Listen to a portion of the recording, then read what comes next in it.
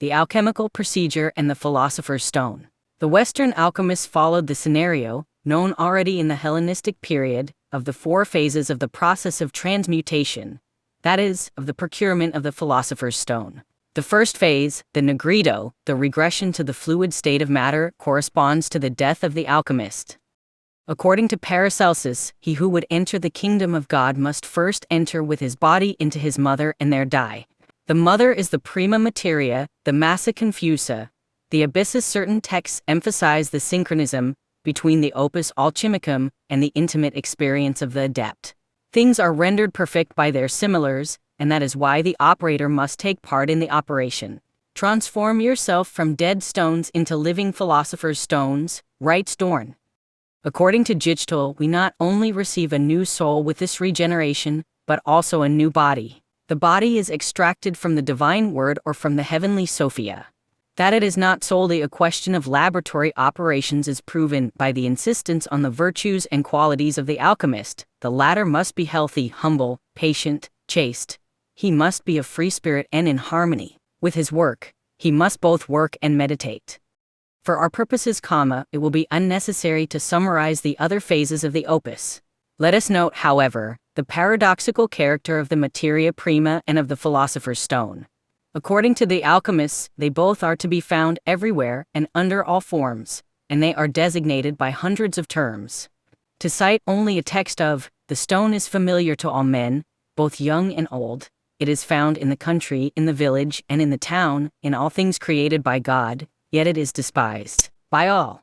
Rich and poor handle it every day. It is thrown into the street by servant maids.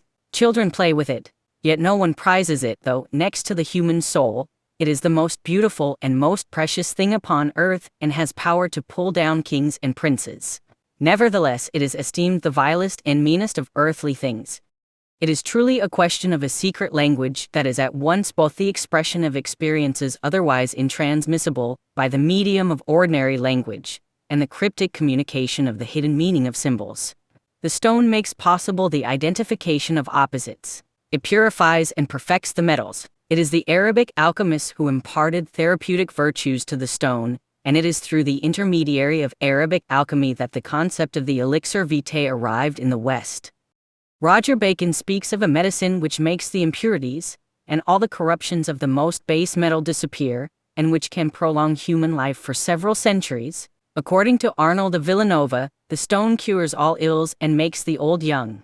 As regards the process for the transmutation of metals into gold, attested already in Chinese alchemy, it accelerates the temporal rhythm and thus contributes to the work of nature. As is written in the Summa Perfectionis, an alchemical work of the 16th century, what nature cannot perfect in a vast space of time we can achieve in a short space of time by our art. The same idea is expounded by Ben Jonson in his play The Alchemist, Act 2, Scene 2. The alchemist affirms that lead and other metals would be gold if they had time, and another character adds, and that our art doth further. In other words, the alchemist substitutes himself for time. The principles of traditional alchemy, that is, the growth of minerals, the transmutation of metals, the elixir, and the obligation to secrecy, were not contested in the period of the Renaissance and the Reformation. However, the horizon of medieval alchemy was modified under the impact of Neoplatonism and Hermeticism. The certitude that alchemy can second the work of nature received a Christological significance. The alchemists now affirmed that just as Christ had redeemed humanity by his death and resurrection, so the opus alchemicum could assure the redemption of nature. Heinrich Kunrath, a celebrated Hermeticist of the 16th century, identified the philosopher's stone with Jesus Christ, the son of the macrocosm. He thought besides that the discovery of the stone would unveil the true nature of the macrocosm, in the same way that Christ had brought spiritual plenitude to man, that is, to the microcosm. The conviction that the opus alchemicum could save both man and nature prolonged the nostalgia for a radical renovatio, a nostalgia which had haunted Western Christianity since Joachim of Flores. Carl Jung devoted a tremendous amount of attention to the writings of the alchemists in the latter part of his life. These efforts merely added fuel to the fire of those who had branded him eccentric, because of his interest in the psychology of religion, which is, after all, a fundamental aspect of human psychology and culture. Even the Pulitzer Prize-winning sociologist Ernest Becker, who was favorably and critically predisposed to the claims of psychoanalytic thought, stated, "I can see that all Jung's tomes on alchemy added one bit to the weight of his psychoanalytic insight. Many people, some with an outstanding academic reputation, have cautioned me against discussing Jung, warned me about even mentioning his name in the academic context. This warning was presented, no doubt, with my best professional interests in mind. I once read a story about Paul Ricoeur, the French philosopher and literary critic, which may be apocryphal. Someone mentioned the specific relevance of Jung's work to Ricoeur's field of inquiry. Ricoeur replied, "I haven't read Jung. He's on the index in France." This ironical response was, of course, made in reference to the Catholic Index of Books, a listing of readings forbidden to devout followers of that creed. I have never met someone, however, who actually understood what Jung was talking about and who was simultaneously able to provide valid criticism of his ideas. Often, Jung's notions are confused with Freud's insofar as Freud's are understood. Freud himself certainly did not make this error. It was in fact Freud's apprehension of Jung's profound and irreconcilable differences in thought that led to their professional and private alienation. Jung's ideas are not primarily Freudian. He places little emphasis on sexuality or on the role of past trauma in determining present mental state. He rejected the idea of the Oedipus complex. Actually, he reinterpreted that complex in a much more compelling and complete manner. He viewed religion not as mere neurotic defense against anxiety, but as a profoundly important means of adaptation. It is much more accurate to view him as an intellectual descendant of Goethe and Nietzsche, influenced in his development, to be sure, by the idea of the unconscious, than as a Freudian disciple. Jung in fact spent much of his life answering and attempting to answer Nietzsche's questions about morality. Furthermore, Jung was not a mystic. He merely delved into areas that were forbidden, because of their religious association, to devout scientists, and was possessed of sufficient intellect and education to do so. It is incorrect, and evidence of one-sided thinking, to label him pejoratively. It is incorrect because Jung was, in fact, an experimental scientist of no small ability, particularly at the beginning of his career. Many of the word association tests he helped pioneer are still used extensively, with some technical modifications and little recognition of original source in the fields of cognitive neuroscience and social psychology. The boxing and filing away of Jung is one-sided because experimental procedure constitutes, at best, one pole of the bipolar scientific process. A well-designed experiment allows for the testing of ideas, when it is undertaken properly.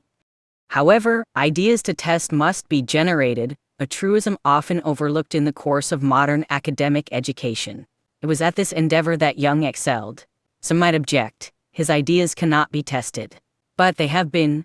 The card classification experiment, by Jerome Bruner, described previously, provides a classic and striking example, although the results of that experiment have not generally been interpreted from the perspective of Jung's thought. Furthermore, one axis of the personality dichotomy he proposed, that of introversion-extroversion, has stood up well, appears robust, in the face of repeated experimental inquiry. In addition, the unconscious is clearly full of complexes, although now they go by different names. Perhaps we will become sophisticated enough in the future, in our ability to experiment, and in our understanding of Jung's ideas, to test more of them. Jung was primarily a physician, which meant that he was concerned with the promotion of mental health. He believed that such promotion was impossible, perhaps even counterproductive, in the absence of comprehension of value, and of the processes by which value is generated. His investigation into the nature of value led him to consideration of fantasy and myth. The world of value is a world in imagination, the internalized result of the historically determined social contract that provides fixed detonation of affective and motivational significance. Apprehension of this fact led Jung to analysis of the fantasies generated by his seriously disturbed psychiatric patients and comparison of these fantasies, which he was unwilling to define, a priori, as meaningless, with ideas generated by religious mystics from a variety of primitive and sophisticated cultures.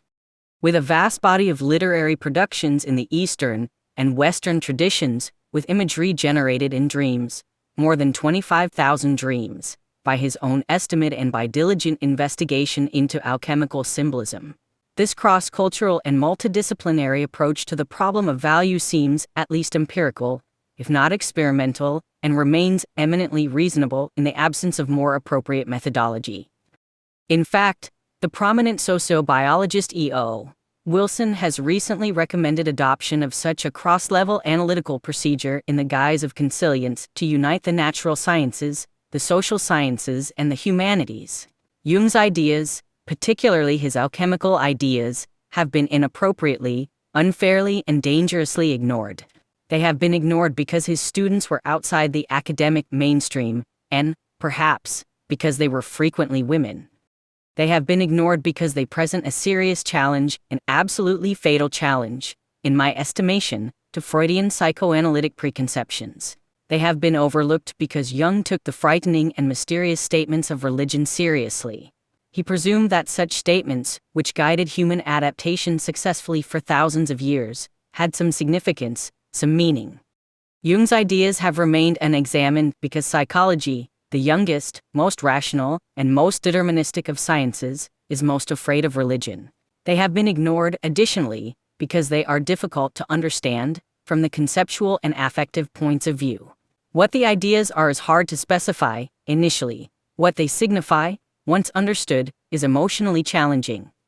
Jung essentially described the nature of the language of imagination, that ancient process, of narrative of the episodic memory system, which he thought of, fundamentally, as the collective unconscious. Comprehension of this language is perhaps more difficult than development of fluency in a foreign language, because such comprehension necessarily and inevitably alters modern moral presumption. It is this latter point that constitutes the cause rationale for dismissal of Jung's ideas. Jung was no less revolutionary, from the moral perspective, than Martin Luther. He may reasonably be considered a figure in the tradition of Luther. Furthermore, moral revolution is the most dreadfully uncomfortable of all intrapsychic and social processes. It is the frightening content of Jung's thought that has led most fundamentally to its rejection. Jung essentially discovered, in the course of his analysis of alchemy, the nature of the general human pattern of adaptation, and the characteristic expression of that pattern in fantasy and effect. Specific representation of this pattern, in the narrower domain of scientific endeavor, was outlined much later, to much wider comprehension and academic acclaim, by Thomas Kuhn. Jung's student Marie-Louise von Franz, who provided a cogent summary of Jung's complex alchemical ideas, states, "If you read the history of the development of chemistry and particularly of physics, you will see that even exact natural sciences, such as chemistry and physics, could not and still cannot avoid basing their thought systems on certain hypotheses. In classical physics, up to the end of the 18th century, one of the working hypotheses, arrived at either unconsciously or half-consciously, was that space had 3 dimensions, an idea which was never questioned. The fact was always accepted, and perspective drawings of physical events, diagrams, or experiments were always in accordance with that theory. Only when this theory is abandoned does one wonder how such a thing could have ever been believed. How did one come by such an idea? Why were we so caught that nobody ever doubted or even discussed the matter? It was accepted as a self-evident fact, but what was at the root of it? Johannes Kepler, one of the fathers of modern or classical physics, said that naturally space must have 3 dimensions because of the Trinity. So our readiness to believe that space has 3 dimensions is a more recent offspring of the Christian Trinitarian idea. Further, until now the European scientific mind has been possessed by the idea of causality, an idea hitherto accepted without question. Everything was causal, and the scientific attitude was that investigation should be made with that premise in mind, for there must be a rational cause for everything. If something appeared to be irrational, it was believed that its cause was not yet known. Why were we so dominated by that idea? One of the chief fathers of natural sciences, and a great protagonist of the absoluteness of the idea of causality, was the French philosopher Descartes, and he based his belief on the immutability of God. The doctrine of this immutability of God is one of the Christian tenets. The divinity is unchanging, there must be no internal contradictions in God, or new ideas or conceptions. That is the basis of the idea of causality. From the time of Descartes onwards, this seemed so self-evident to all physicists that there was no question about it. Science had merely to investigate the causes, and we still believe this. If something falls down, then one must find out why. The wind must have blown it, or something like that, and if no reason is discovered, I am sure that half of you will say that we do not yet know the cause, but that there must be one. Our archetypal prejudices are so strong that one cannot defend oneself against them, they just catch us. The late physicist, Professor Wolfgang Pauli, frequently demonstrated the extent to which modern physical sciences are in a way rooted in archetypal ideas. For instance, the idea of causality as formulated by Descartes is responsible for enormous progress in the investigation of light, of biological phenomena, and so on, but that thing which promotes knowledge becomes its prison. Great discoveries in natural sciences are generally due to the appearance of a new archetypal model, by which reality can be described, that usually precedes big developments, for there is now a model which enables a much fuller explanation than was hitherto possible. So science has progressed, but still, any model becomes a cage, for if one comes across phenomena difficult to explain, then instead of being adaptable and saying that the phenomena do not conform to the model and that a new hypothesis must be found, one clings to one's hypotheses with a kind of emotional conviction and cannot be objective. Why shouldn't there be more than 3 dimensions? Why not investigate and see where we get? But that people could not do. I remember a very good illustration given by one of Pauli's pupils. You know that the theory of ether played a great role in the 17th and 18th centuries, namely, that there was a kind of great air-like pneuma in the cosmos in which light existed, etc. One day, when a physicist at a congress proved that the theory of ether was quite unnecessary, an old man with a white beard got up, and in a quavering voice said, "If ether does not exist, then everything is gone." This old man had unconsciously projected his idea of God into ether. Ether was his God, and if he did not have that, then there was nothing left. The man was naive enough to speak of his ideas, but all natural scientists have ultimate models of reality in which they believe, just like the Holy Ghost. It is a question of belief, not of science, and therefore something which cannot be discussed, and people get excited and fanatical if you present them with a fact which does not fit the frame.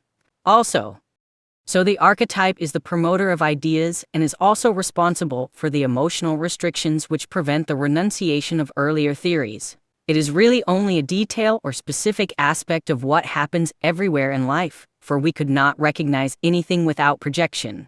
But it is also the main obstacle to the truth. If one meets an unknown woman, it is not possible to make contact without projecting something. You must make a hypothesis, which of course is done quite unconsciously. The woman is elderly and is probably a kind of mother figure, and a normal human being, etc. You make assumptions and then you have a bridge. When you know the person better, then many earlier assumptions must be discarded and you must admit that your conclusions were incorrect.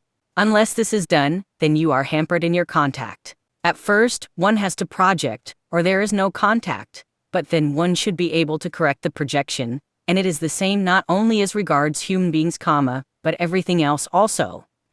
The projection apparatus must of necessity work in us. Nothing can even be seen without the unconscious projection factor. That is why, according to Indian philosophy, the whole of reality is a projection, which it is, in a subjective matter of speaking.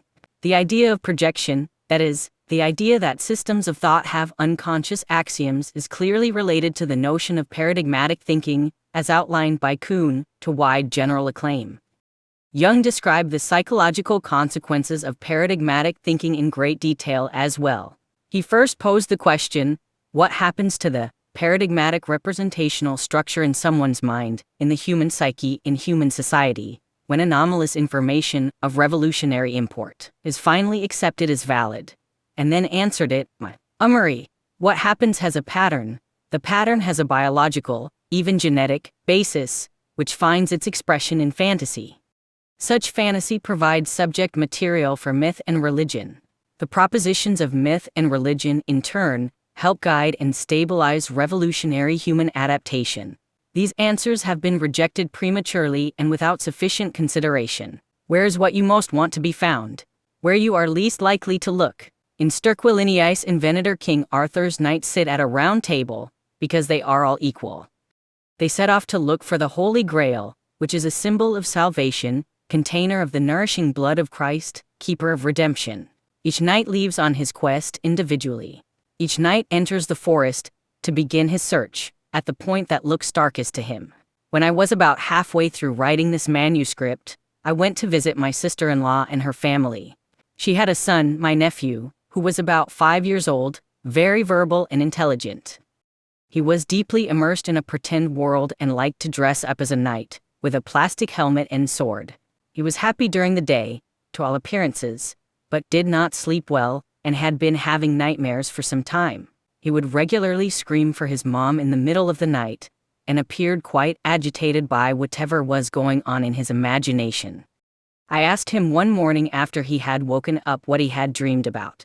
He told me, in the presence of his family, that dwarf-like, beaked creatures who came up to his knees had been jumping up at him and biting him. Each creature was covered with hair and grease and had a cross shaved in the hair on the top of its head. The dream also featured a dragon who breathed fire. After the dragon exhaled, the fire turned into the dwarves, who multiplied endlessly, with each breath. He told the dream in a very serious voice to his parents and to my wife and me, and we were shocked by its graphic imagery and horror. The dream occurred at a transition point in my nephew's life. He was leaving his mother to go to kindergarten and was joining the social world. The dragon, of course, served as symbol for the source of fear itself, the unknown, the Ouroboros, while the dwarves were individual things to be afraid of, particular manifestations of the general unknown. I asked him, "What could you do about this dragon?" He said, without hesitation, and with considerable excitement, "I would take my dad, and we would go after the dragon. I would jump on its head, and poke out its eyes with my sword. Then I would go down its throat, to where the fire came out. I would cut out the box the fire came from, and make a shield from it." I thought this was a remarkable answer. He had reproduced an archaic hero myth in perfect form. The idea of making a shield from the firebox was nothing short of brilliant. This gave him the power of the dragon to use against the dragon. His nightmares ended then and did not return, even though he had been suffering from them almost every night for a number of months. I asked his mother about his dreams, more than a year later, and she reported no further disturbance. The little boy, guided by his imagination, adopted identification with the hero and faced his worst nightmare. If we are to thrive individually and socially, each of us must do the same. Our great technological power makes the consequences of our individual errors and weaknesses increasingly serious. If we wish to continually expand our power, we must also continually expand our wisdom. This is, unfortunately, a terrible thing to ask. In sterquiliniis invenitur in filth it will be found. This is perhaps the prime alchemical dictum. What you need most is always to be found where you least wish to look. This is really a matter of definition. The more profound the error, the more difficult the revolution, the more fear and uncertainty released as a consequence of restructuring. The things that are most informative are also frequently most painful. Under such circumstances, it is easy to run away. The act of running away, however, transforms the ambivalent unknown into that which is too terrifying to face. Acceptance of anomalous information brings terror and possibility, revolution, and transformation. Rejection of unbearable fact stifles adaptation and strangles life. We choose one path or another at every decision point in our lives and emerge as the sum total of our choices. In rejecting our errors, we gain short-term security, but throw away our identity with the process that allows us to transcend our weaknesses and tolerate our painfully limited lives. There was a good man who owned a vineyard. He leased it to tenant farmers so that they might work it and he might collect the produce from them. He sent his servant so that the tenants might give him the produce of the vineyard. They seized his servant and beat him, all but killing him. The servant went back and told his master. The master said, perhaps they did not recognize him. He sent another servant. The tenants beat this one as well. Then the owner sent his son and said, perhaps they will show respect to my son. Because the tenants knew that it was he who was heir to the vineyard, they seized him and killed him. Let him who has ears hear. Jesus said, show me the stone which the builders have rejected. That one is the cornerstone. Face what you reject, accept what you refuse to acknowledge, and you will find the treasure that the dragon guards. The material world is archaic locus of the unknown. All these myth pictures represent a drama of the human psyche on the further side of consciousness, showing man as both the one to be redeemed and the redeemer. The first formulation is Christian, the second alchemical. In the first case, man attributes the need of redemption to himself and leaves the work of redemption to the autonomous divine figure. In the latter case, man takes upon himself the redeeming opus and attributes the state of suffering and consequent need of redemption to the anima mundi, world spirit imprisoned in matter. Alchemy can be most simply understood as the attempt to produce the philosopher's stone, the lapis philosophorum. The lapis philosophorum had the ability to turn base metals into gold. Furthermore, it conferred upon its bearer immortal life, spiritual peace, and good health. The alchemical procedure stretched some 20 centuries. In the West, coming to an end with Newton, it had an equally lengthy and elaborate history in the Orient.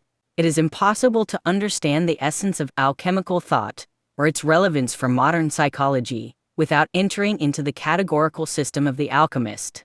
The stuff with which the alchemist worked, although bearing the same name, was only vaguely akin to our modern matter. There are many ways to cut the world up, and they are not necessarily commensurate.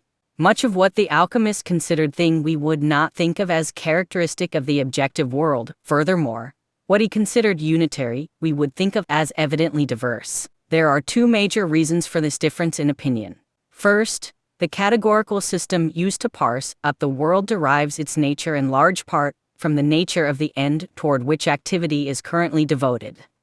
The ends pursued by the alchemist were by no means identical to those considered worthwhile today. In large part, they were much more comprehensive, the perfection of nature. In addition, they were contaminated with psychological formulations, the redemption of corrupt matter.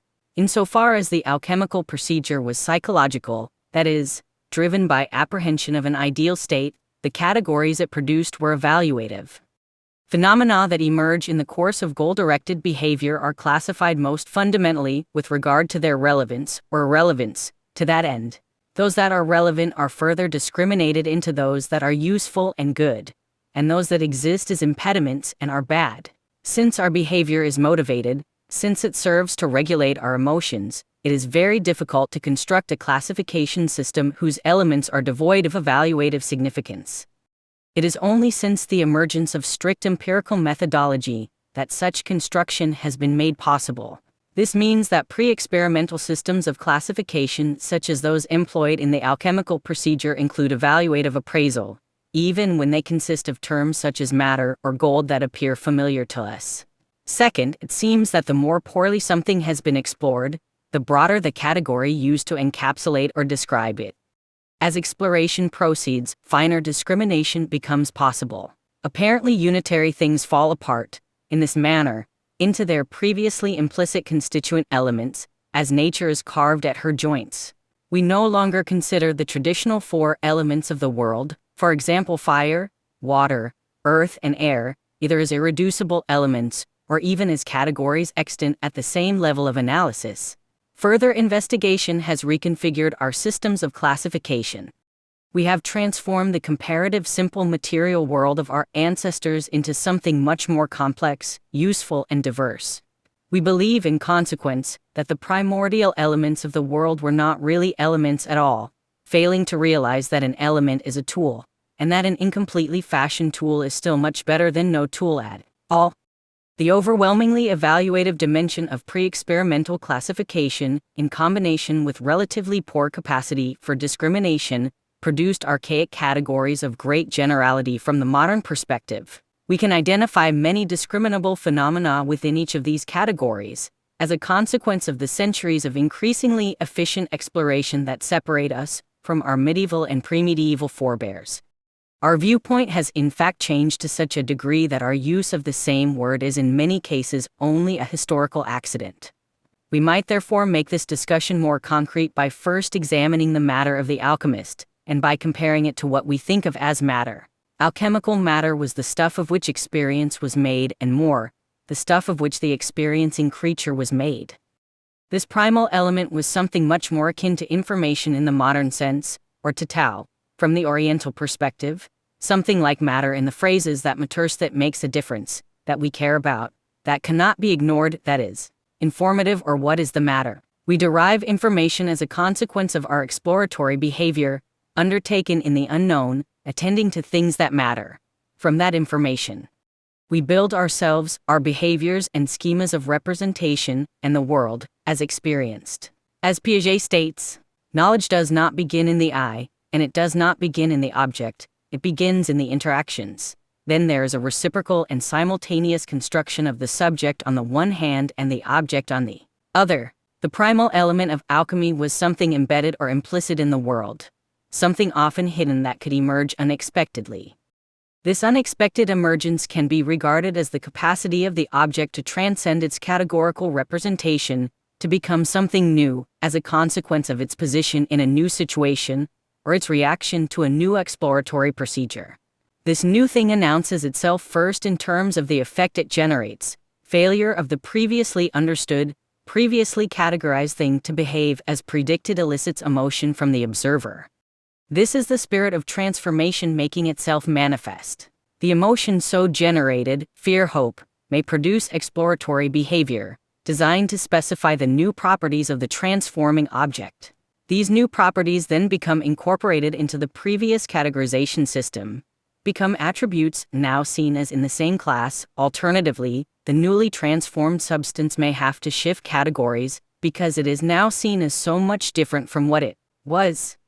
The former case constitutes a normal shift, of course, the latter is revolutionary. When a novel thing has been explored and placed within a certain socio-historically determined context, it has been classified in accordance with its currently evident motivational status, promise, threat, satisfaction, punishment, or none of the above, as determined situationally. This is evidently true with regards to the classification system of the individual animal, who cannot derive an empirical model of reality, because it cannot communicate, but equally true with regard to man, whose capacity for abstraction has blurred the essential nature and purpose of classification. What a thing is most fundamentally its motivational significance, its relevance for the attainment of some effectively significant goal. Classification of the phenomenon, which means determination of how to act in its presence, restricts its motivational significance to a particular domain, most frequently, to nothing, to irrelevance. Nonetheless, it is a fact that the phenomenon itself, which is of infinite complexity, is always capable of transcending its representation. This capacity for transcendence is a property of the objective property of experience, from the phenomenological viewpoint, but can be exploited by the activity of man. The alchemists regarded the transcendent capacity of the object, that is, the capacity of the familiar and explored in one context to become the unfamiliar and unexplored in another, as a spirit, embedded in matter. Jung cites Basilius Valentinus, an ancient alchemical authority. The earth as material is not a dead body, but is inhabited by a spirit that is its life and soul. All created things, minerals included, draw their strength from the earth, spirit. This spirit is life, it is nourished by the stars, and it gives nourishment to all the living things it shelters in its womb. Through the spirit received from on high, the earth hatches the minerals in her womb as the mother her unborn child. This invisible spirit is like the reflection in a mirror, intangible, yet it is at the same time the root of all the substances necessary to the alchemical process or arising therefrom. The spirit that inhabits the earth was Mercurius, the shapeshifter, the reflected image of God in matter, from the alchemical viewpoint, who both guided the alchemical process and was released by the activities of the alchemist. Mercurius was the spirit that made the matter investigated by the adept interesting, compelling, and interest is a spirit that moves from place to place, as knowledge changes and grows. Mercurius is the incarnation of transformation, the Ouroboros, who existed and did not exist as the most primal deity, before the creation of things, before the division of the world into subject and object, spirit in matter, known and unknown. The Ouroboros is, of course, the tail-eater, the dragon of chaos, an image of the embeddedness of the totality of things across time, in the particular manifest phenomenon. The image of the spirit Mercurius was an intimation of the infinite potential trapped in every particular aspect of experience. Identification of this potential, that is, its classification, posed a constant problem to the medieval imagination. All through the Middle Ages, Mercurius was the object of much puzzled speculation on the part of the natural philosophers. Sometimes he was a ministering and helpful spirit, an assistant, comrade or familiar, and sometimes the servus or chervus, fugitivus, the fugitive slave or stag. An elusive, deceptive, teasing goblin who drove the alchemists to despair and had many of his attributes in common with the devil. For instance, he is dragon, lion, eagle, raven, to mention only the most important of them. In the alchemical hierarchy of gods, Mercurius comes lowest as prima materia and highest as lapis philosophorum. The spiritus mercurialis is the alchemist's guide, Hermes psychopompus, and their tempter. He is their good luck and their ruin. The alchemists conflated what we would think of as matter with what we might regard as the unknown. This is hardly surprising, since matter was the unknown to the pre-scientific mind, and is still something that retains much of its mystery today. As the unknown, matter possessed an attraction, which was the affective valence of what had not yet been explored. The ability of the unknown to attract provided impetus for its personification as spirit, as that which motivates or directs. Matter, even in its modern form, can easily revert to the unknown, even under modern conditions, can then exercise a similar force, that of a stimulus on the modern psyche. It does so, for example, when it manifests something anomalous, some unforeseen property, as a consequence of its placement in a new context, or its subjection to more creative exploration. The anomalous manifestation, the recurrence of the unknown, comes inevitably to attract increasing interest, or, conversely, attracts attempts to avoid, suppress, or otherwise conjure it out of existence. All objects, even explored objects, retain their connection with that from which all things are made, even after they have been boxed and filed away, been categorized in theory, once and for all. Take a rat, for example, who has habituated to a cage, who has explored the cage and become comfortable there. If a small object, say, an iron block, is dropped in front of it, it will first freeze, and then cautiously begin to investigate. The rat will use its capacity for motoric action to interact with the block, smelling it, looking at it, scratching it, perhaps gnawing it, to assess the motivational significance of the novel object. For the rat, limited by its lack of communicative ability to its own experience, limited by its restricted animal nature to fundamental processes of exploration, the block soon becomes irrelevant. It signifies no danger. In the course of interaction, it cannot be eaten. It is useless as nesting material. The block therefore becomes its lack of relevant properties for the no longer exploratory rat, and will henceforth be ignored. The process of exploration predicated classification has eliminated the motivational significance of the novel, as is its function. From the mythic perspective, this is replacement of the Great Mother by the Great Father, replacement of ambivalent threat and promise by determinate valence, including irrelevance. The sensory properties of the block, which are the relevant features of the object, as far as the spirit of scientific inquiry extends, have no intrinsic importance for the rat, except as they signify something of affective import. This more fundamental mode of thought, concerned with behavioral adaptation to circumstance, is how man thought prior to the formalization of scientific methodology, and how man thinks still, insofar as he values and acts. The general case is, however, more complex.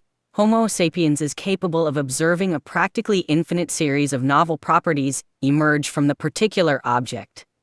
Because he is capable of apprehending an object from a virtually unlimited number of points of perspective, spatial and temporal, or it might be considered equivalently, that the object is something so complex that it can manifest entirely different properties, merely in consequence of being viewed from alternative perspectives. The iron block was once, of its own accord, something qualitatively different from what it is now, and will be something different, once again, in the future.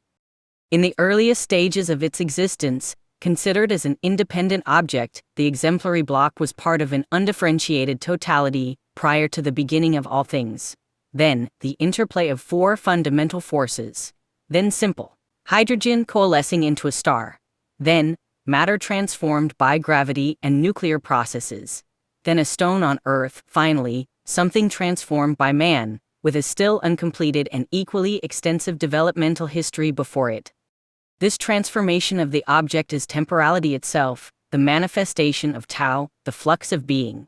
The capacity of human beings to apprehend variable spatial temporal spans turns the object into something more complex than its mere present appearance. This increase in complexity is compounded by the extended active capacity for exploration also, typical of our species. What is an iron block for man? shaped, a spear, and therefore food and death and security, suspended, a pendulum, key to detection of the Earth's rotation, dropped, significant of gravity. Reduced to its constituent particles, with sufficient patience and ingenuity representative of molecular and atomic structure, a part like the whole. The question might be more accurately presented: what is an iron block not, for man? The pre-experimental mind of the alchemist, pondering the nature of the prima materia, the fundamental constituent element of experience, easily became possessed by intimations of the infinite possibility of matter, of the boundless significance of the finite object, of the endless utility of the object and its inexhaustible capacity to reveal, become, the unknown. When an object is explored, its motivational significance is constrained generally, as a consequence of the specific goal-directed nature of the exploratory process, inevitably predicated upon a specific hypothesis. Is this thing good for a particular function but not any number of other potential functions? The question in mind, implicit or explicitly formulated, determines in part the answer given by the object. The object is always capable of superseding the constraint, in some unpredictable fashion. This infinite potential finds its symbolic expression in the self-devouring serpent, the mercurial spirit of transformation, the spirit that draws interest inexorably to itself.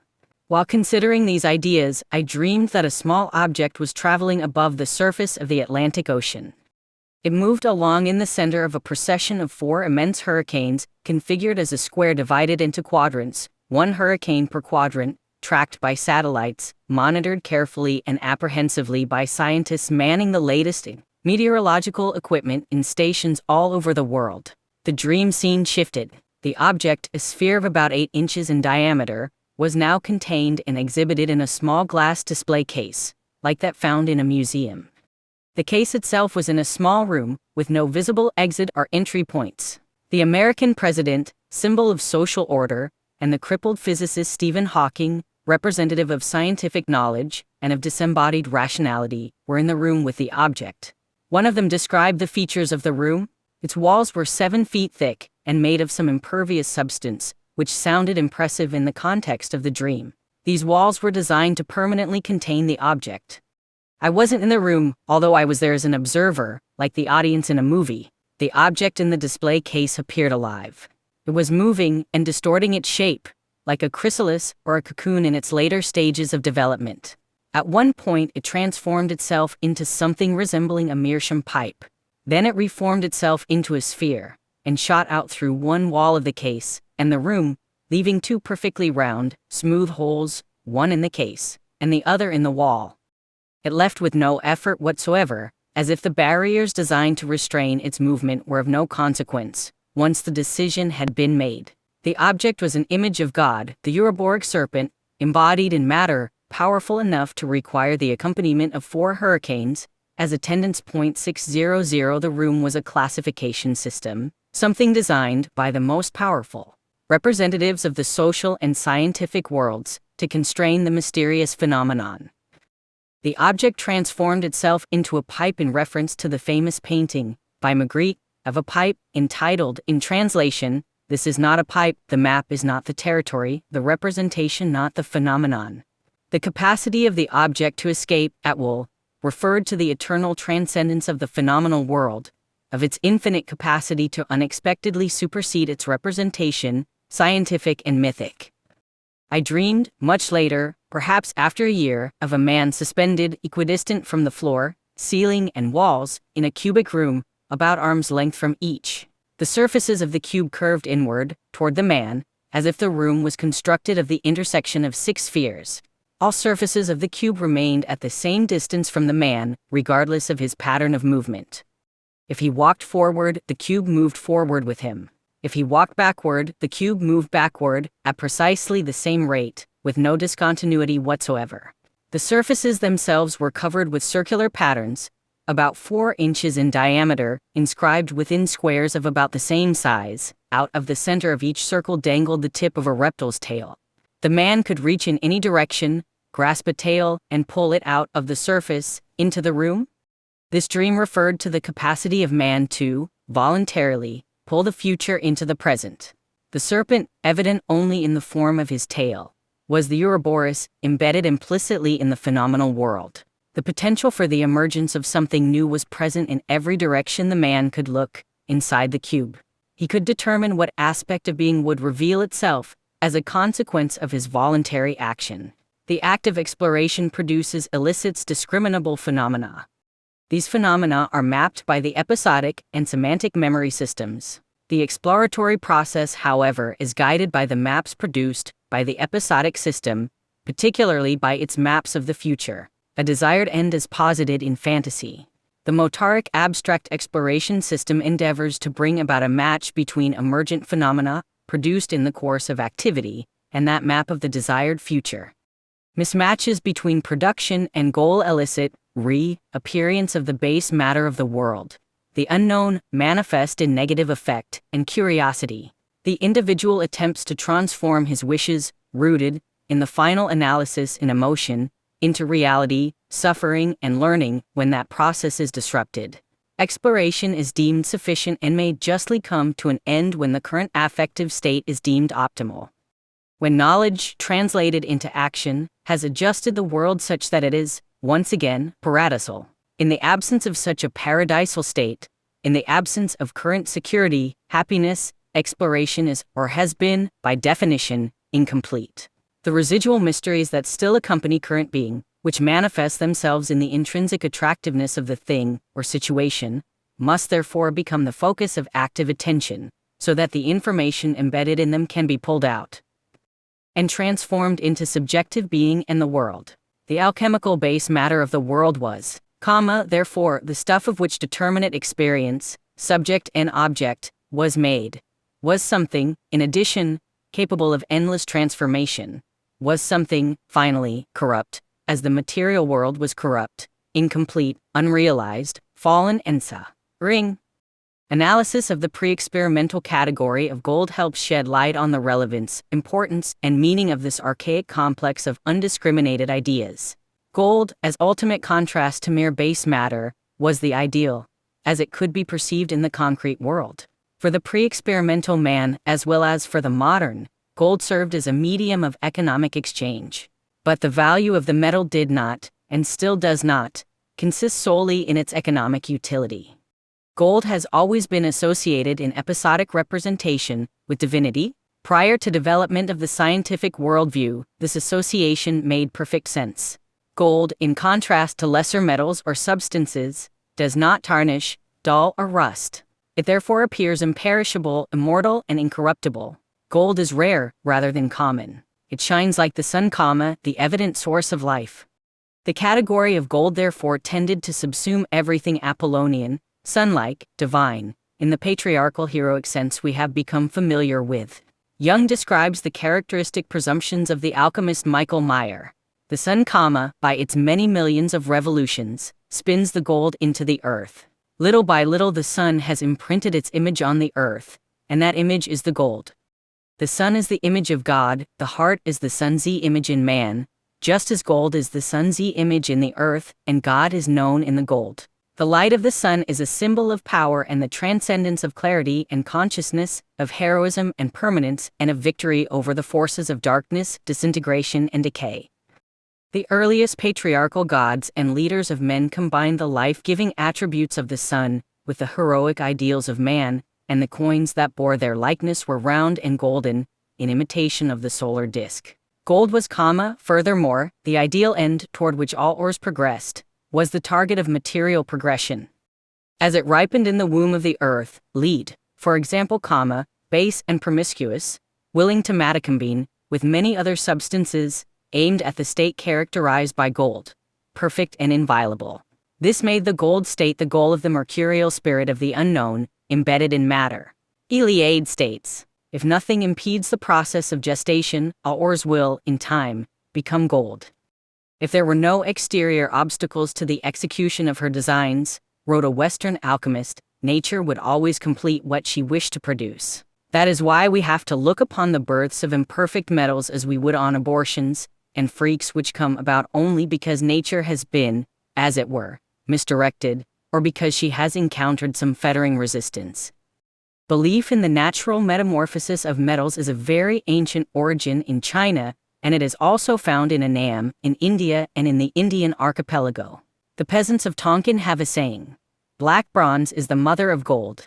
Gold is engendered naturally by bronze. But this transmutation can materialize only if the bronze has lain a sufficiently long period in the bosom of the earth." The alchemist viewed himself as midwife to nature, bringing to fruition what nature endeavored slowly to produce, and therefore as aid to a transformation aimed at producing something ideal. Gold is that ideal. Iliade continues. The nobility of gold is thus the fruit at its most mature. The other metals are common because they are crude, not ripe. In other words, nature's final goal is the completion of the mineral kingdom, its ultimate maturation. The natural transmutation of metals into gold is inscribed in their destiny. The tendency of nature is to perfection. But since gold is the bearer of a highly spiritual symbolism, gold is immortality, say the Indian texts repeatedly, it is obvious that a new idea is coming into being. The idea of the part assumed by the alchemist as the brotherly savior of nature. He assists nature to fulfill her final goal, to attain her ideal, which is the perfection of its progeny, be it mineral, animal, or human, to its supreme ripening, which is absolute immortality and liberty. The alchemists lived in a world that had theoretically been redeemed by the sacrifice of Christ, at least from the Christian perspective.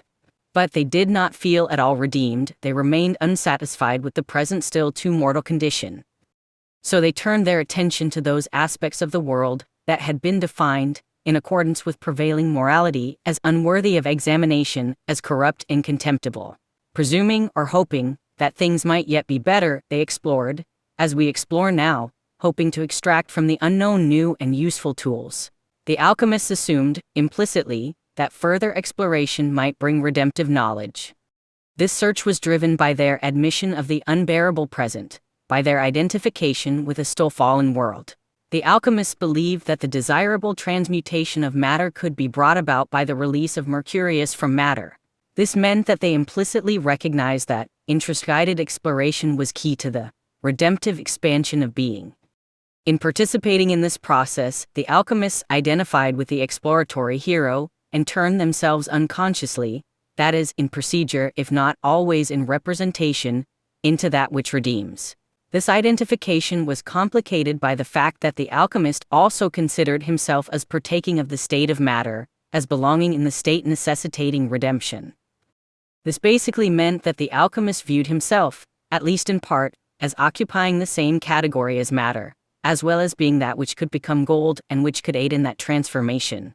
For the pre-experimental mind, with its more general and conflated categories, there is no necessary distinction between the thing being acted on and the thing doing the acting.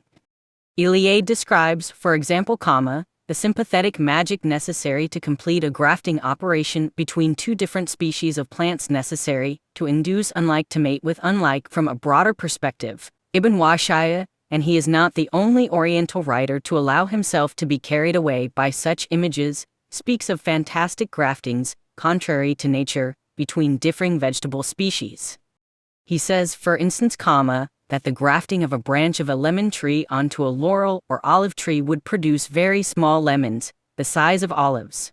But he makes it clear that the graft could succeed only if it was performed in the ritual manner and at a certain conjunction of the sun and moon. He explains the rite thus: the branch to be grafted must be held in the hands of a very beautiful maiden, while a man is having shameful and unnatural sexual intercourse with her. During coitus the girl grafts the branch onto the tree. The significance is clear.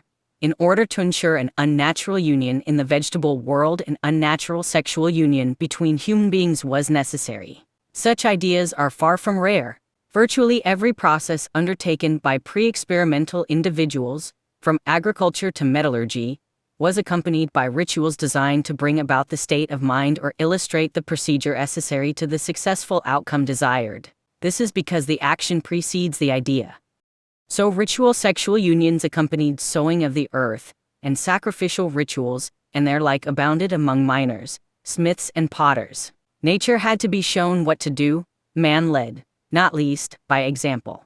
The correct procedure could only be brought about by those who had placed themselves in the correct state of mind.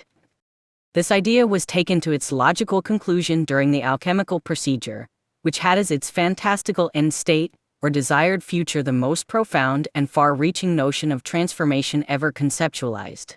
The final perfection or redemption of matter. To induce disparate elements to combine harmoniously in the production of the lapis philosophorum, that which will transmute base metals into gold, it was necessary to become unified oneself. To engender perfection from nature, therefore, man had to become perfect. The necessity for the perfection of the alchemist, and the relation of the alchemical procedure to his own being, was further strengthened by the alchemist's identity with the material world, that is, by his occupation of the same categorical space as matter. Man, a fallen, corrupt, material being, yet capable of endless transformation, partook of the essence of the fallen, corrupt, yet transformable material world. Those things relevant to the transformation of the being of objects were therefore also, by logical necessity, relevant to the transformation of his own being. The transformation of base matter into gold, writ large, was the redemption of the world, its transformation into the state of gold. The lapis philosophorum was means to that end. This extension of the theories of sympathetic magic to the domain of chemistry meant that alchemy became increasingly rife with, primarily imagistic speculation regarding the nature of perfection, as it developed over the centuries. It is difficult for moderns to realize why any of this might be relevant. Our psychology and psychiatry, our sciences of the mind, are devoted, at least in theory, to empirical evaluation and treatment of mental disorders. But this is mostly smoke and screen.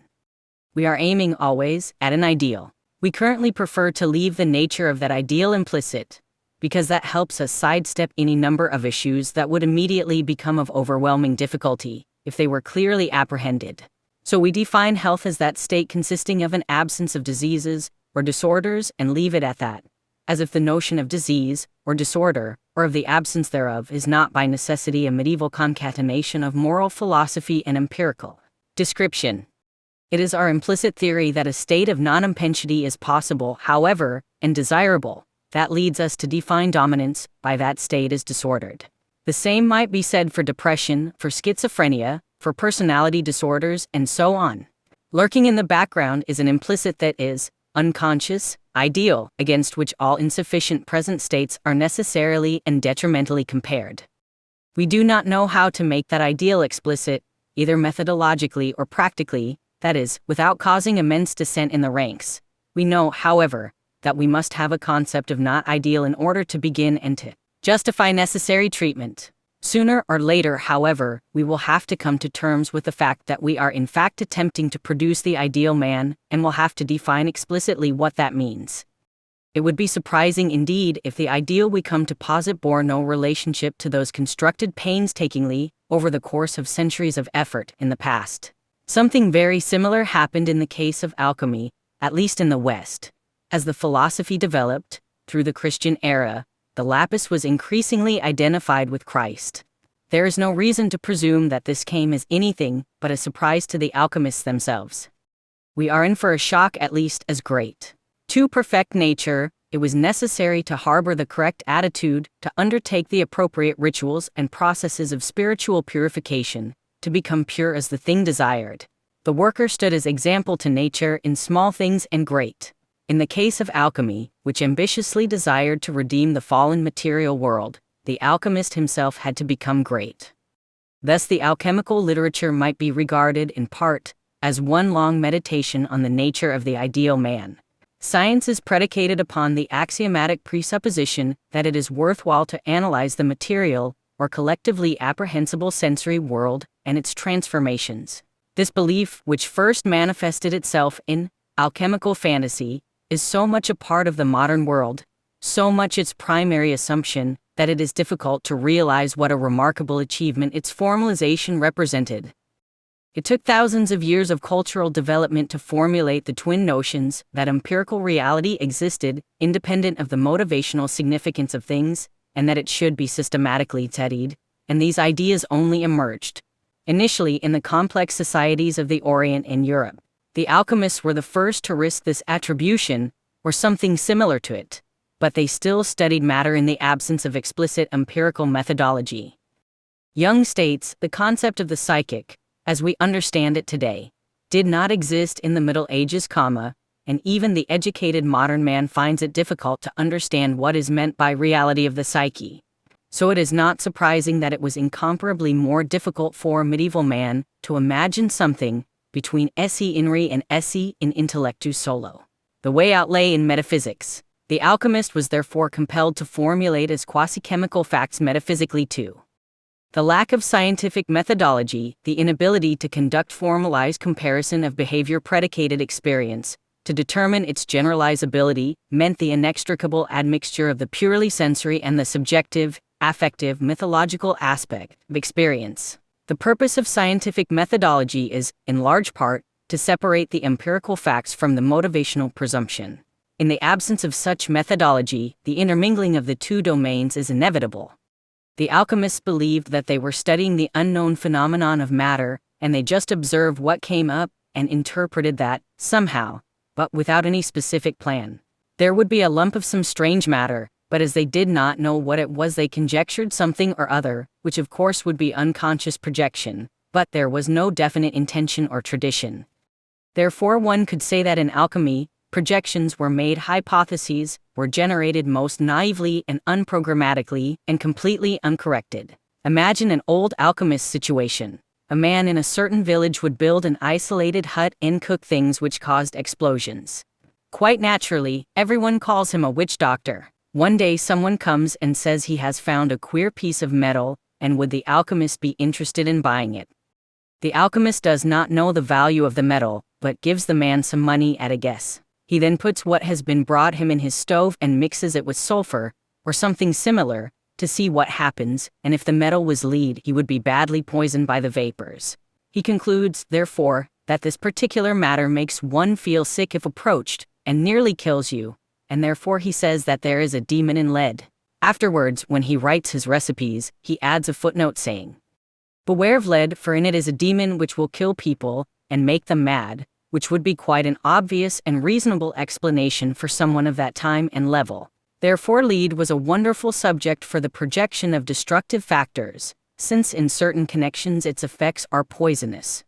Acid substances were also dangerous, but, on the other hand, being corrosive and a means of dissolving things, were highly important for chemical operations. Thus if you wish to melt something or have it in liquid form, it could be melted or dissolved in acid solutions, and for this reason the projection was that acid was the dangerous substance which dissolves, but which also makes it possible to handle certain substances. Or else it is a medium of transformation. You open up, so to speak, a metal with which you can do nothing and make it accessible to transformation by the use of certain liquids. The alchemists therefore wrote about it in the naive form, which I am now describing, and did not notice that that was not natural science but contained a lot of projection, if looked at from a modern chemical standpoint. Thus there exists in alchemy an astonishing amount of material from the unconscious, produced in a situation where the conscious mind did not follow a definite program, but only searched. Alchemy flourished for almost 2,000 years and only faded from view in the late 18th century. It developed, at least in the Middle Ages, as a movement compensating that embodied an absolutist Christianity, which emphasized the ultimate reality and value of the spirit, dogmatically concretist, which presumed that everything worth knowing had already been discovered and which cast the material world into disrepute. For the medieval mind, the body, the sensory, physical world, matter in general, was valued as immoral and as corrupt, as ruled by demonic, unknown forces. The story of Genesis, serpent and Eve conspiring to bring about the descent of mankind into the profane and fallen material world, in part provided the mythological basis for this union of category. The attractions of the material world also posed a threat to identification with the church, as the pull of sensuality, for example, or the desire for material instead of spiritual wealth. Furthermore, the fact of the fallen material state undermined faith in church dogma. Apprehension of the unresolved suffering of man made it difficult to attribute to Christ's actions the final state of redemption they theoretically guaranteed. In consequence, contact with the matriarchal underworld of Materthitis, with the unknown, seemed very threatening to the church authorities, and for very good reason, at least from the perspectives of conservation and tradition. Alchemical fascination with matter developed antithetically to the early Christian valuation of the spiritual, and the astastolid developed as an antithesis to the domain of the known.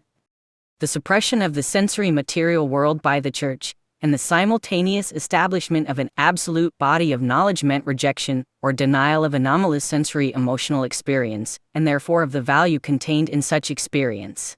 Alchemical preoccupation with matter arose as a consequence of this lost value asserting itself, in the attraction of the accumulated rejected and unknown, in the inevitable attraction of the forbidden fruit. Observing what he did not understand, the alchemist had recourse only to speculation, which he used to interpret that unknown. These speculations look like fantasies to the modern mind, like the fantasies of the medieval Christian and pre-Christian in some cases. So, in a sense, they are, and for this reason they lend themselves to decipherment by the method of complex psychology. The alchemical approach is so patently a spiritual and moral attitude that one cannot doubt its psychological nature. To our way of thinking, this immediately sets up a dividing wall between the psychic and the chemical process. For us the two things are incommensurable, but they were not so for the medieval mind. It knew nothing of the nature of chemical substances and their combination. It saw only enigmatic substances which, united with one another, inexplicably brought forth equally mysterious new substances. In this profound darkness the alchemist's fantasy had free play and could playfully combine the most inconceivable things. It could act without restraint and, in so doing, portray itself without being aware of what was happening. The alchemist thought in a medieval or pre-medieval fashion, using archaic preconceptions and ideas. Analysis of that thought projected upon matter, just as we interpret matter in the light of our own, current and therefore invisible theories, therefore means interpretation of fantasy analysis of the spontaneous productions of the exploring mind. Such analysis means increased capacity to understand the workings of mind. The entire corpus of alchemy contains 1700 years of fantasy regarding the nature of moral transformation assumed to take place in matter, a category that included man. Striving as it did naturally toward perfection. Central to this movement toward perfection was the dissolution, transformation and reconstitution of unredeemed primal matter, the prima materia. As is indicated by the very name which he chose for it, the spagyric art, or by the oft-repeated saying solve et coagula dissolve and reconstitute, the alchemist saw the essence of his art in separation and analysis on the one hand and synthesis and consolidation on the other.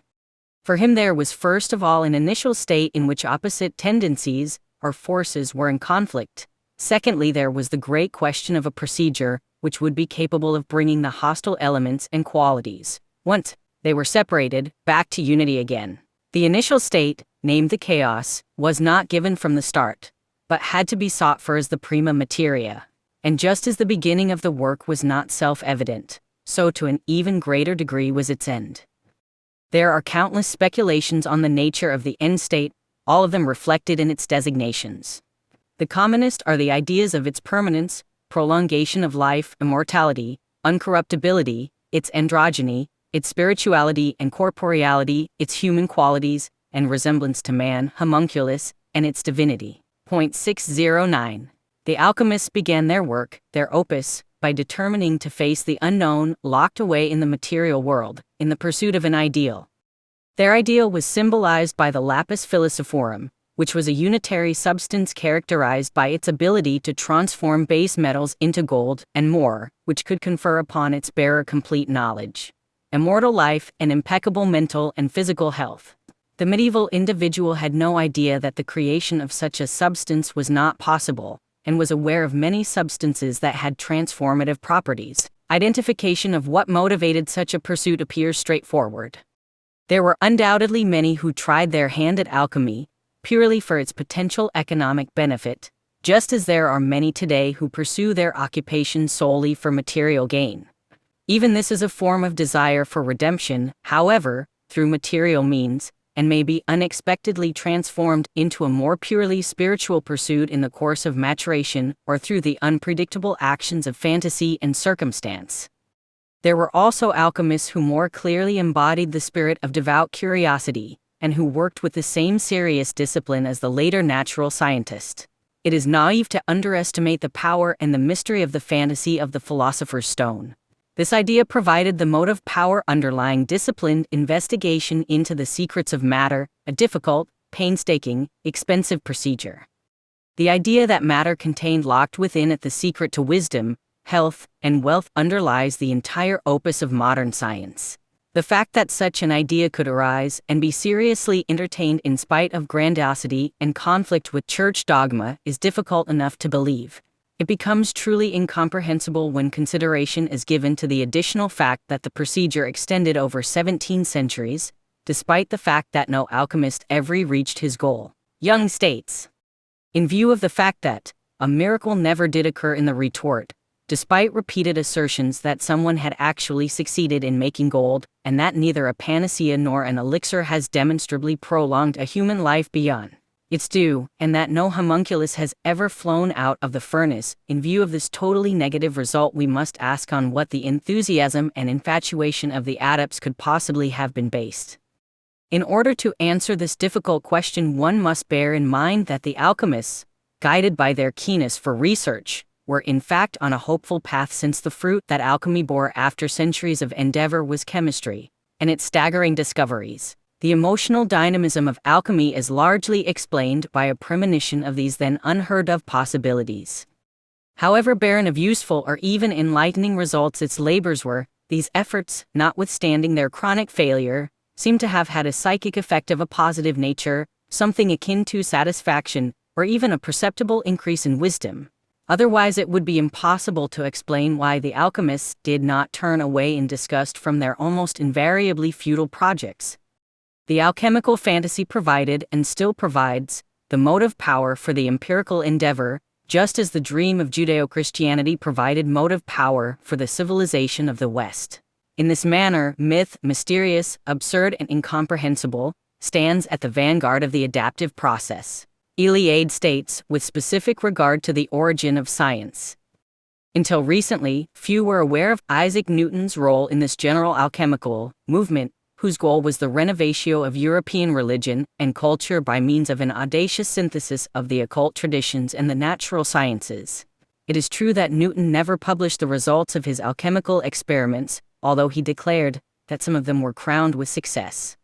His innumerable alchemical manuscripts, ignored until 1940, have recently been meticulously analyzed by Betty Jo Teeter Dobbs in her book The Foundations of Newton's Alchemy, 1975. Dobbs affirms that Newton experimented in his laboratory with the operations described in the immense alchemical literature, probing the latter as it has never been probed before or since. With the aid of alchemy, Newton hoped to discover the structure of the microuniverse in order to homologize it with his cosmological system. The discovery of gravity, the force which keeps the planets in their orbits, did not completely satisfy him. But although he pursued the experiments indefatigably from 1669 to 1696, he did not succeed in identifying the forces which governed the corpuscles. Nevertheless, when he began to study the dynamics of orbital movement in 1679 to 1680, he applied his chemical conceptions of attraction to the universe. As Maguire and Ratansi have shown, Newton was convinced that in the beginning, God had imparted the secrets of natural philosophy and of true religion to a select few. The knowledge was subsequently lost but partially recovered later, at which time it was incorporated in fables and mythic formulations where it would remain hidden from the vulgar. In modern days it could be more fully recovered from experience.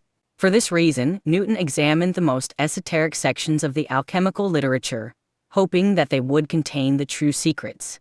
It is significant that the founder of modern mechanics did not reject the tradition of a primordial and secret revelation, just as he did not reject the principle of transmutation. As he wrote in his Optics, the change of bodies into light and of light into bodies is entirely in conformity with the laws of nature. For nature seems ravished by transmutation.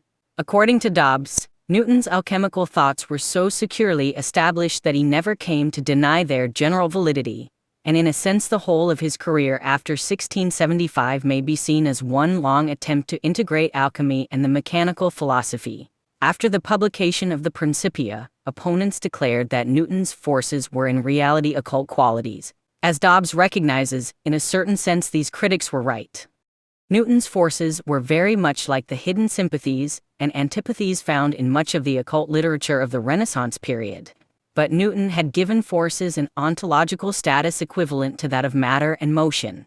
By so doing, and by quantifying the forces, he enabled the mechanical philosophies to rise above the level of imaginary impact mechanisms. In analyzing the Newtonian conception of force, Richard Westphal arrives at the conclusion that modern science is the result of the wedding of the Hermetic tradition with the mechanical philosophy.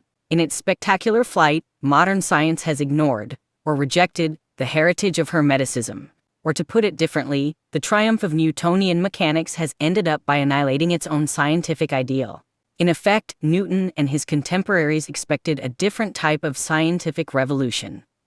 In prolonging and developing the hopes and objectives, the first among these being the redemption of nature, of the neo-alchemist of the Renaissance, minds as different as those of Paracelsus, John D. Comenius, J.V. Andrea, Flood, and Newton saw in alchemy the model for a no less ambitious enterprise, the perfection of man by a new method of knowledge. In their perspective, such a method had to integrate into a non-confessional Christianity the Hermetic tradition and the natural sciences of medicine, astronomy, and mechanics. In fact, this synthesis constituted a new Christian creation, comparable to the brilliant results obtained by the earlier integrations of Platonism, Aristotelianism, and Neoplatonism. This type of knowledge, dreamed of and partially elaborated in the 18th century, represents the last enterprise of Christian Europe that was undertaken with the aim of obtaining a total knowledge.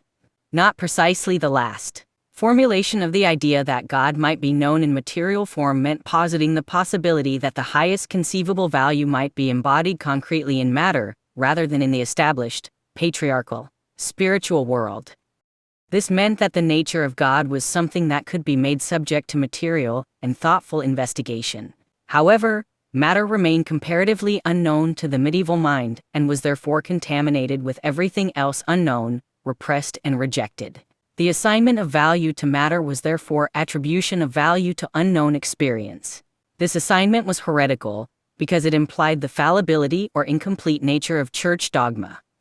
The formalized medieval European general model of expectation and desire, and was therefore dangerous, from the intrapsychic and the social viewpoints. Such heresy was compounded in severity, because the Church explicitly regarded matter, representative of the inadmissible unknown, as degraded, corrupt, imperfect, and demonic. The alchemist was an unredeemed, suffering man, in search of an inexpressible ideal. He formulated that ideal and its process of generation, using terms that referred to the physical world, at least from the modern perspective. However, the alchemist made no clear distinction between psychological and objective. His search for the ideal was therefore as much psychological as chemical, more, actually, since he worked in the absence even of the basic measurement devices of modern science.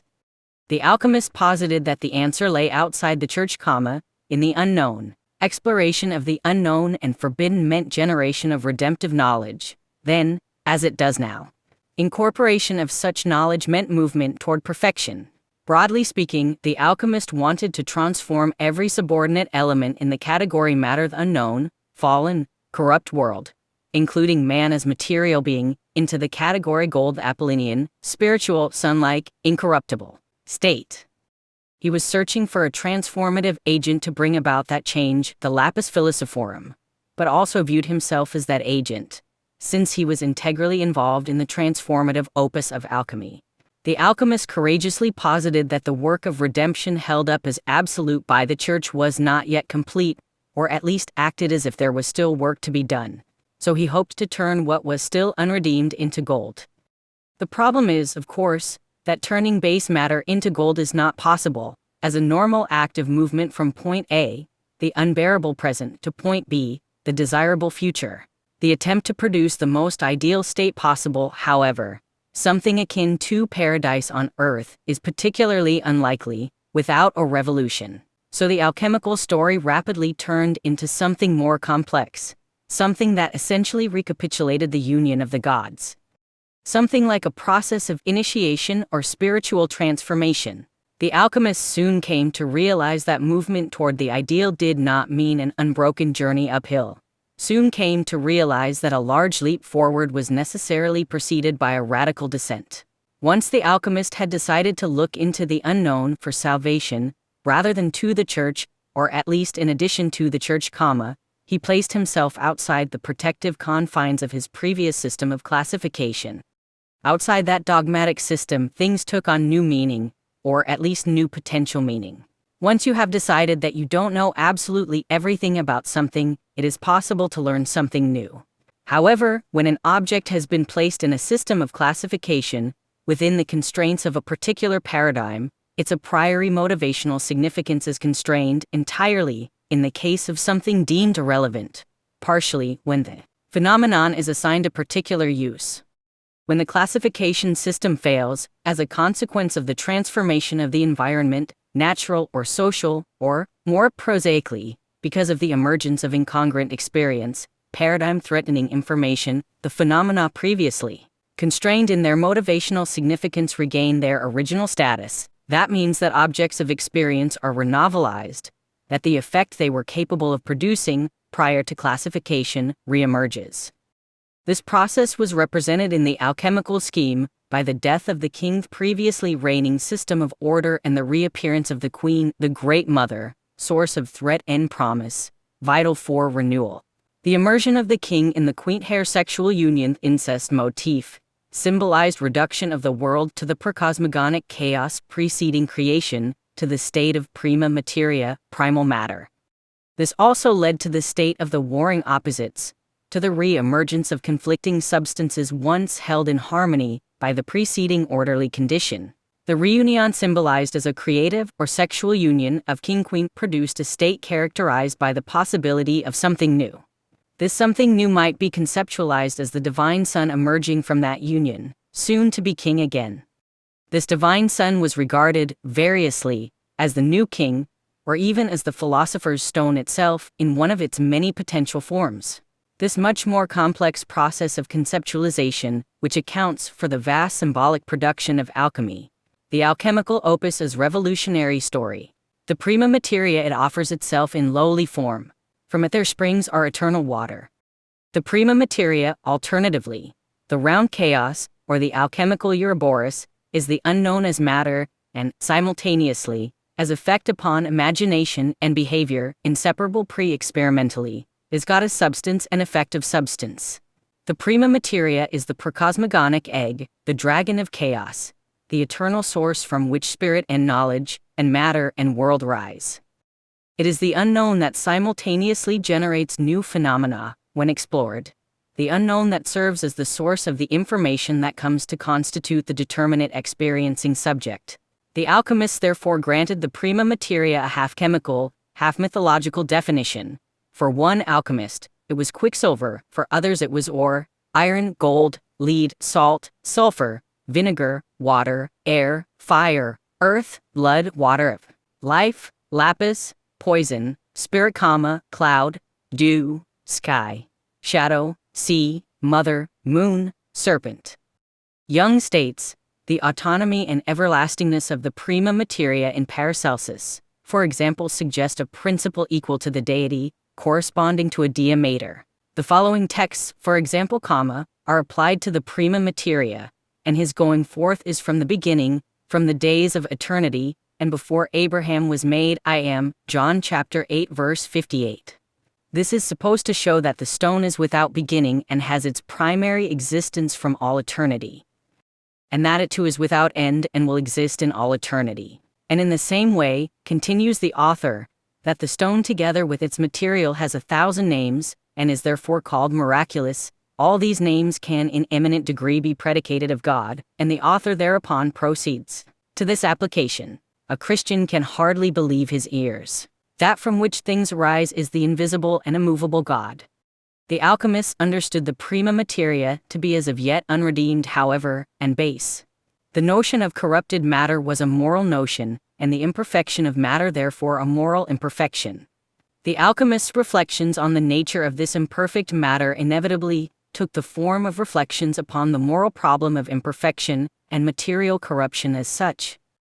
Since the alchemist thought analogically and symbolically, in the absence of the empirical method, he fantasized or imagined that the corrupt prima materia shared the characteristics of other corrupt and imperfect creations, including physical man, contaminated by original sin and his own transgressions. It is virtually impossible for us, as moderns, to realize the degree to which the universe of our forebears was a moral universe. Every aspect of that archaic world was engaged in moral endeavor, participating in corruption, striving toward perfection. Every ore wanted to be pure metal, every pure metal gold. All smiths, miners, and alchemists were therefore serving the role of midwife, striving to help the earth bring forth the perfect substances it evidently desired to produce. Iliade states, with regard to the attitude characterizing the primitive metalworker, mineral substances shared in the sacredness attaching to the earth mother. Very early on we are confronted with the notion that ores grow in the belly of the earth, after the manner of embryos. Metallurgy thus takes on the character of obstetrics. Miner and metalworker intervene in the unfolding of subterranean embryology. They accelerate the rhythm of the growth of ores, they collaborate in the work of nature and assist it to give birth more rapidly. In a word, man, with his various techniques, gradually takes the place of time. His labors replace the work of time. To collaborate in the work of nature, to help her to produce at an ever-increasing tempo, to change the modalities of matter, here, in our view, lies one of the key sources of alchemical ideology. We do not, of course, claim that there is an unbroken continuity between the mental world of the alchemist and that of the miner, metalworker, and smith, although, indeed, the initiation rites and mysteries of the Chinese smiths form an integral part of the traditions later inherited by Chinese Taoism and alchemy. But what the smelter, smith, and alchemist have in common is that all three lay claim to a particular magico-religious experience in their relations with matter. This experience is their monopoly, and its secret is transmitted through the initiatory rites of their trades. All three work on a matter which they hold to be at once alive and sacred, and in their labors they pursue the transformation of matter, its perfection, and its transmutation. In the unredeemed prima materia, the alchemist understood matter to be trapped in an imperfect state, just as man himself was trapped in a corrupt and perishable state by his sinful, demonic physical material nature. The transformation of this prima materia into gold or into the philosopher's stone therefore signified a moral transformation, which could be brought about through moral means. The alchemists were searching for a method to redeem corruption. They applied their fantastical reasoning to redemption of corrupt matter, which seems absurd from the modern viewpoint. However, experience of the physical world had been formally damned by the Church for reasons which had their own logic, and the lost value this experience represented stood therefore in dire need of redemption. The search for lost value led the alchemists deep into consideration of the nature of corruption, or limitation, and past that, into its transformation and redemption. Their devoted concentration upon the nature of this problem set in motion fantasies associated with the archetype of the way, which always emerges of its own accord when individuals face their limitations and come into contact with the unknown. And it must be understood, although the alchemists conflated the psyche and objective reality, their conflation was meaningful.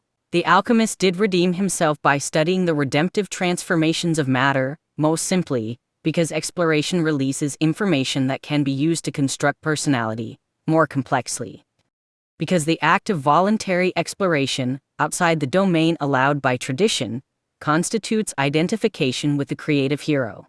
The first alchemical transformation took the form of disintegration, chemical solution or putrefaction of the prima materia, in its solid form, in its patriarchal incarnation, in its manifestation as ordered or stable or rigid substance. The archetypal first stage in any moral transformation, which the alchemist was striving to produce, constitutes tragic disruption of the previous state of being. The disintegration of the prima materia was analogically equivalent to the degeneration of the alchemist's previous socially determined intrapsychic state, consequential to his decision to pursue the unknown. The chemical putrefaction is compared to the study of the philosophers, because as the philosophers are disposed to knowledge by study, so natural things are disposed by putrefaction to solution. To this is compared philosophical knowledge. The nature of the previous state of the alchemist, its symbolic equivalent in the prima materia, and the consequences of its disintegration can be placed in context by examination of the medieval worldview. The investigation of matter was absolutely heretical for medieval Homo sapiens. Mere suggestion that the unknown still existed, and therefore required investigation, threatened the absolute authority of the Christian dogma, as historically formulated by the fathers of the Church period. Questioning this authority meant that the alchemist placed himself outside the protection of his cultural canon, in the psychological sense, and at the mercy of the ecclesiastical authorities in the practical world. Investigation of matter and its transformations was therefore an exceptionally dangerous undertaking, both from the intrapsychic and social viewpoints. The standard punishment for heretical undertakings was exceedingly horrible, torture and excommunication, and the potential psychic consequences scarcely less dangerous.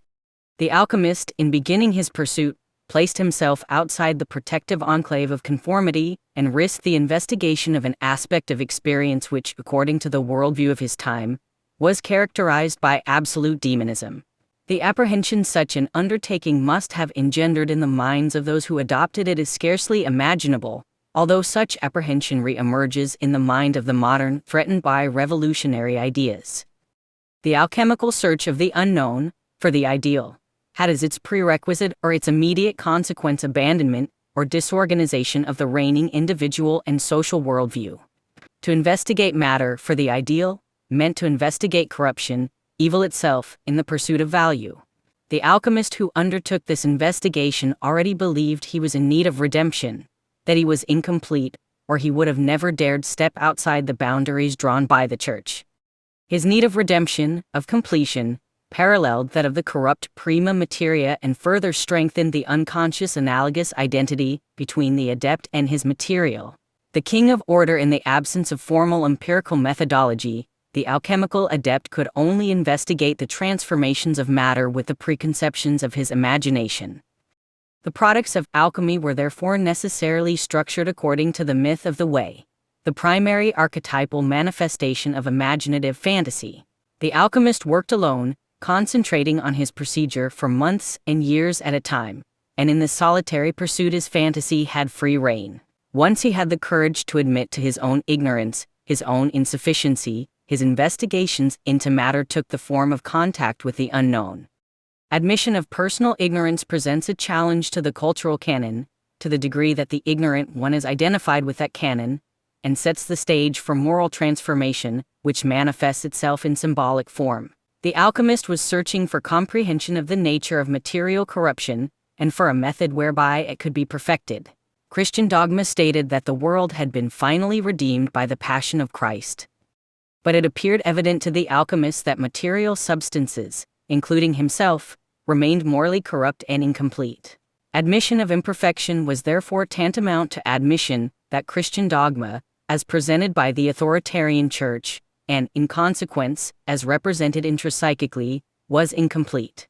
This incompleteness, manifested as absolute authority, served a tyrannical function, which had to be eliminated prior to the creation of new knowledge.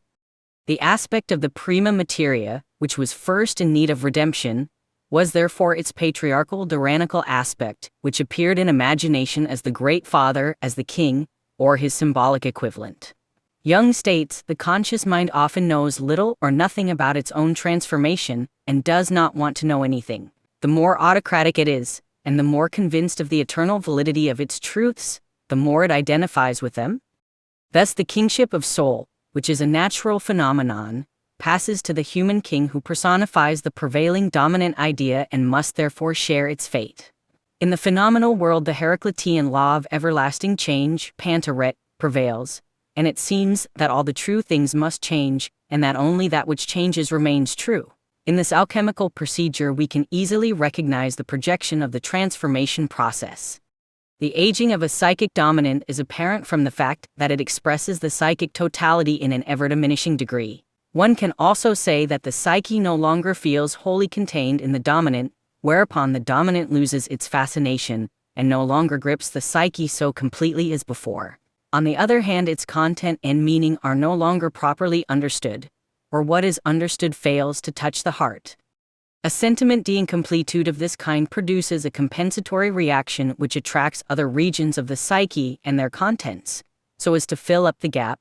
As a rule, this is an unconscious process that always sets in when the attitude and orientation of the conscious mind have proved inadequate. I stress this point because the conscious mind is a bad judge of its own situation, and often persists in the illusion that its attitude is just the right one and is only prevented from working because of some external annoyance. If the dreams were observed, it would soon become clear why the conscious assumptions have become unworkable. And if, finally, neurotic symptoms appear, then the attitude of consciousness, its ruling idea, is contradicted, and in the unconscious there is a stirring up of those archetypes that were the most suppressed by the conscious attitude. The therapist then has no other course than to confront the ego with its adversary and thus initiate the melting and recasting process. The confrontation is expressed in the alchemical myth of the king as the collision of the masculine, spiritual father ruled over by King Soul with the feminine, chthonic mother world symbolized by the aqua permanens, or by the chaos. The process represented symbolically as disintegration of the king found its analogical material equivalent in the chemical process of dissolution, in the immersion of a solid substance or compound, the prima materia, in a solvent, or in its decay, its return to earth. Hence the still extant metaphor for the wastrel, the dissolute personality. The solid substance, the king, represented the mythic core of the historically determined hierarchy of behavioral pattern and representation with which the adept had been previously identified and which had to be abandoned or challenged before the investigation of matter unknown could begin in earnest. Destruction of the culturally determined patriarchal system is typically represented in fantasy, symbolically, as the death of the old king, which becomes necessary when the land is no longer fruitful. Such a sacrifice, which was once a ritual, means rejection of reliance on a particular pattern of behavioral adaptation and representational presumption, means potential for reintroduction of new ideas, or even a new pattern of ideas when adaptation is threatened. Anomaly. The idea of the king, the central representative of culture, was expressed in a multitude of symbolic images during the centuries alchemy flourished. The eagle, the sun, the lion, heaven, fire, height, and spirit all symbolize different aspects of the patriarchal system, which serve to represent the initial condition of the prima materia prior to its dissolution. Such symbolic representations emerge as a matter of course, if the conditions which originally elicited them re-emerge. Encounter with the unknown constitutes one such condition. The queen of chaos, the solvent in which the prima materia as king dissolves, or the earth to which it returns, is imaginatively represented in the alchemical process by symbols characteristic of the matriarchal system. The prima materia dissolves in water, salt water, tears, or blood, as the old king dissolves in the matriarchal system, dissolves in previously confined sensuality, affect, and imagination, which threaten and transcend knowledge in its concrete form, and serve simultaneously as the matrix from which it is born. The matriarchal system is the intrapsychic representative of the queen, the great and terrible mother, who is sea, toad, fish or dragon, lioness, earth, depth, the cross, death, and matter. It is the moon, the mother of all things. Vessel, it consists of opposites, has 1,000 names, is an old woman and a whore. As mater alchemia, it is wisdom and teaches wisdom. It contains the elixir of life in potentia and is the mother of the Savior and of the filius macrocosma. It is the earth and the serpent hidden in the earth, the blackness and the dew and the miraculous water which brings together all that is divided. The prima materia as king dissolves in the prima materia as salt water, or as sea, which represent the matrix and emotion, as bitter salt water constitutes tears and tragic effect, the consequence of desire's failure. The heat which promotes chemical solution is the symbolic equivalent of passion, emotion or sensuality, aspects of the intrapsychic world, outside the domain of rational thought. The dissolution of the king in the matriarchal system thematically recreates the heroic sacrificial motif of incest, creative, sexual, reunion with the mother. This creative reunion manifests itself first of all as psychological chaos, depression and anxiety, and only then as recreation. The king is the Son of God in previously incarnated form, who loses his effectiveness in the course of time. Ritualistic primitive regicide is predicated upon the belief that the magic power of the king, his ability to renew his subjects, and the land, decreases with age. Subjection 2, intrapsychic and/or social, tyranny inevitably promotes stagnation and depression, dissolution. Nonetheless, challenge presented to the prevailing spirit of the times means the removal of knowledge from the context within which it has relevance, and the subsequent return of what is conditionally known to the domain of the terrible and promising unknown. In order to enter into God's kingdom, the king must transform himself into the prima materia, in the body of his mother, and return to the dark initial state, which the alchemists called the chaos. In this massa confusa, the elements are in conflict and repel one another, all connections are dissolved. Dissolution is the prerequisite for redemption. The celebrant of the mysteries had to suffer a figurative death in order to attain transformation. The matriarchal realm, which Jung personified in imagistic representation as the anima, is the source of new knowledge, as the unknown. This makes the matriarchal realm mother wisdom, matrix of the revelation that renews. Such revelation necessarily threatens the stability of previous knowledge, however, and releases previously inhibited effect, in consequence of the dissolution of predictability and certainty. Jung states, the anima becomes creative when the king renews himself in her. Psychologically, the king stands first of all for soul, whom we have interpreted as consciousness. But over and above that, he represents a dominant of consciousness, such as a generally accepted principle or a collective conviction or a tradition. These systems and ruling ideas age and thereby forcibly bring about a metamorphosis of the gods. This seldom occurs as a definite collective phenomenon. Mostly it is a change in the individual which may, under certain conditions, affect society when the time is fulfilled.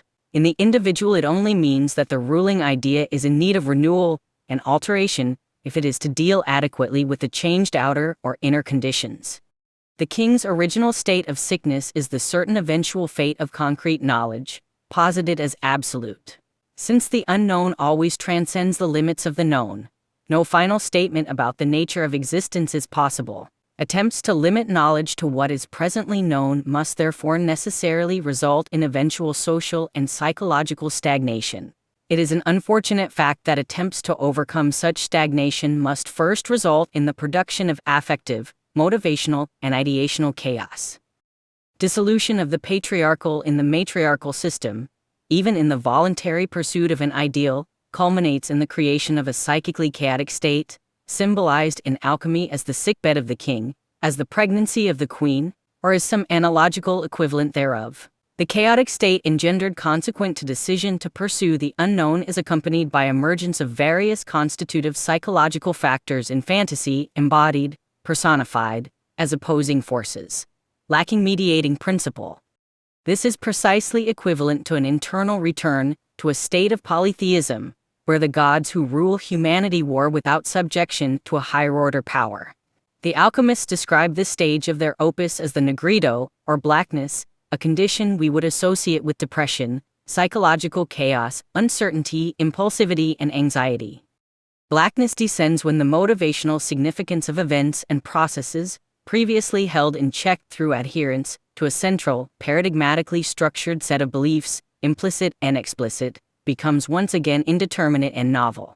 The dissolution of their previously held beliefs allowed the fundamental constituent structures of the alchemist's psyche to become actively personified in fantasy. Elements of individual, patriarchal, and matriarchal systems vie in competition, lacking uniting principle. Abandoned in the pursuit of the unknown, Jung states, this initial battle is the separatio, divisio, putrefactio, mortificatio, and solutio, which all represent the original chaotic state of conflict. Dorn describes this vicious, warlike state allegorically as the four-horned serpent, which the devil, after his fall from heaven, sought to infix in the mind of man. Dorn puts the motif of war on a moral plane and thereby approximates it to the modern concept of psychic dissociation, which, as we know, lies at the root of the psychogenic psychoses and neuroses. In the furnace of the cross and in the fire, says the Aquarium Sapientum, man, like the earthly gold, attains to the true black raven's head. That is, he is utterly disfigured and is held in derision by the world, and this not only for 40 days and nights or years, but often for the whole duration of his life. So much so that he experiences more heartache in his life than comfort and joy, and more sadness than pleasure. Through this spiritual death his soul is entirely freed. Evidently the negrito brought about a deformation and a psychic suffering which the author compared to the plight of the unfortunate Job. Job's unmerited misfortune, visited upon him by God, is the suffering of God's servant in a prefiguration of Christ's passion. Identification with the pre-existent cultural canon, or pretense of such identification, provides protection against the unknown and context for knowledge, but promotes tyranny. The final cost of this identification is the lie, denial of deviance, and the unknown. When such identification is abandoned voluntarily or rendered impossible by circumstantial change, the effects held in check by the integrity of the previous classification system are free once again to manifest themselves. The dissolution of the king means that much of what was previously understood reverts to the unknown.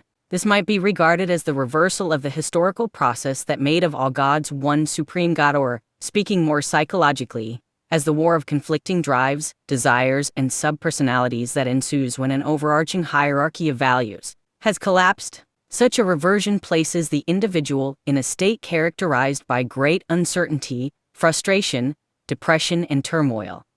The peregrination. The alchemists believed that perfection was characterized by a state of unity, in which all competing opposites were united.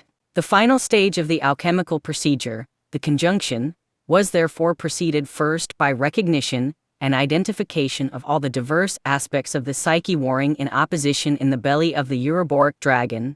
What, then, do the statements of the alchemists concerning their arcana mean, looked at psychologically?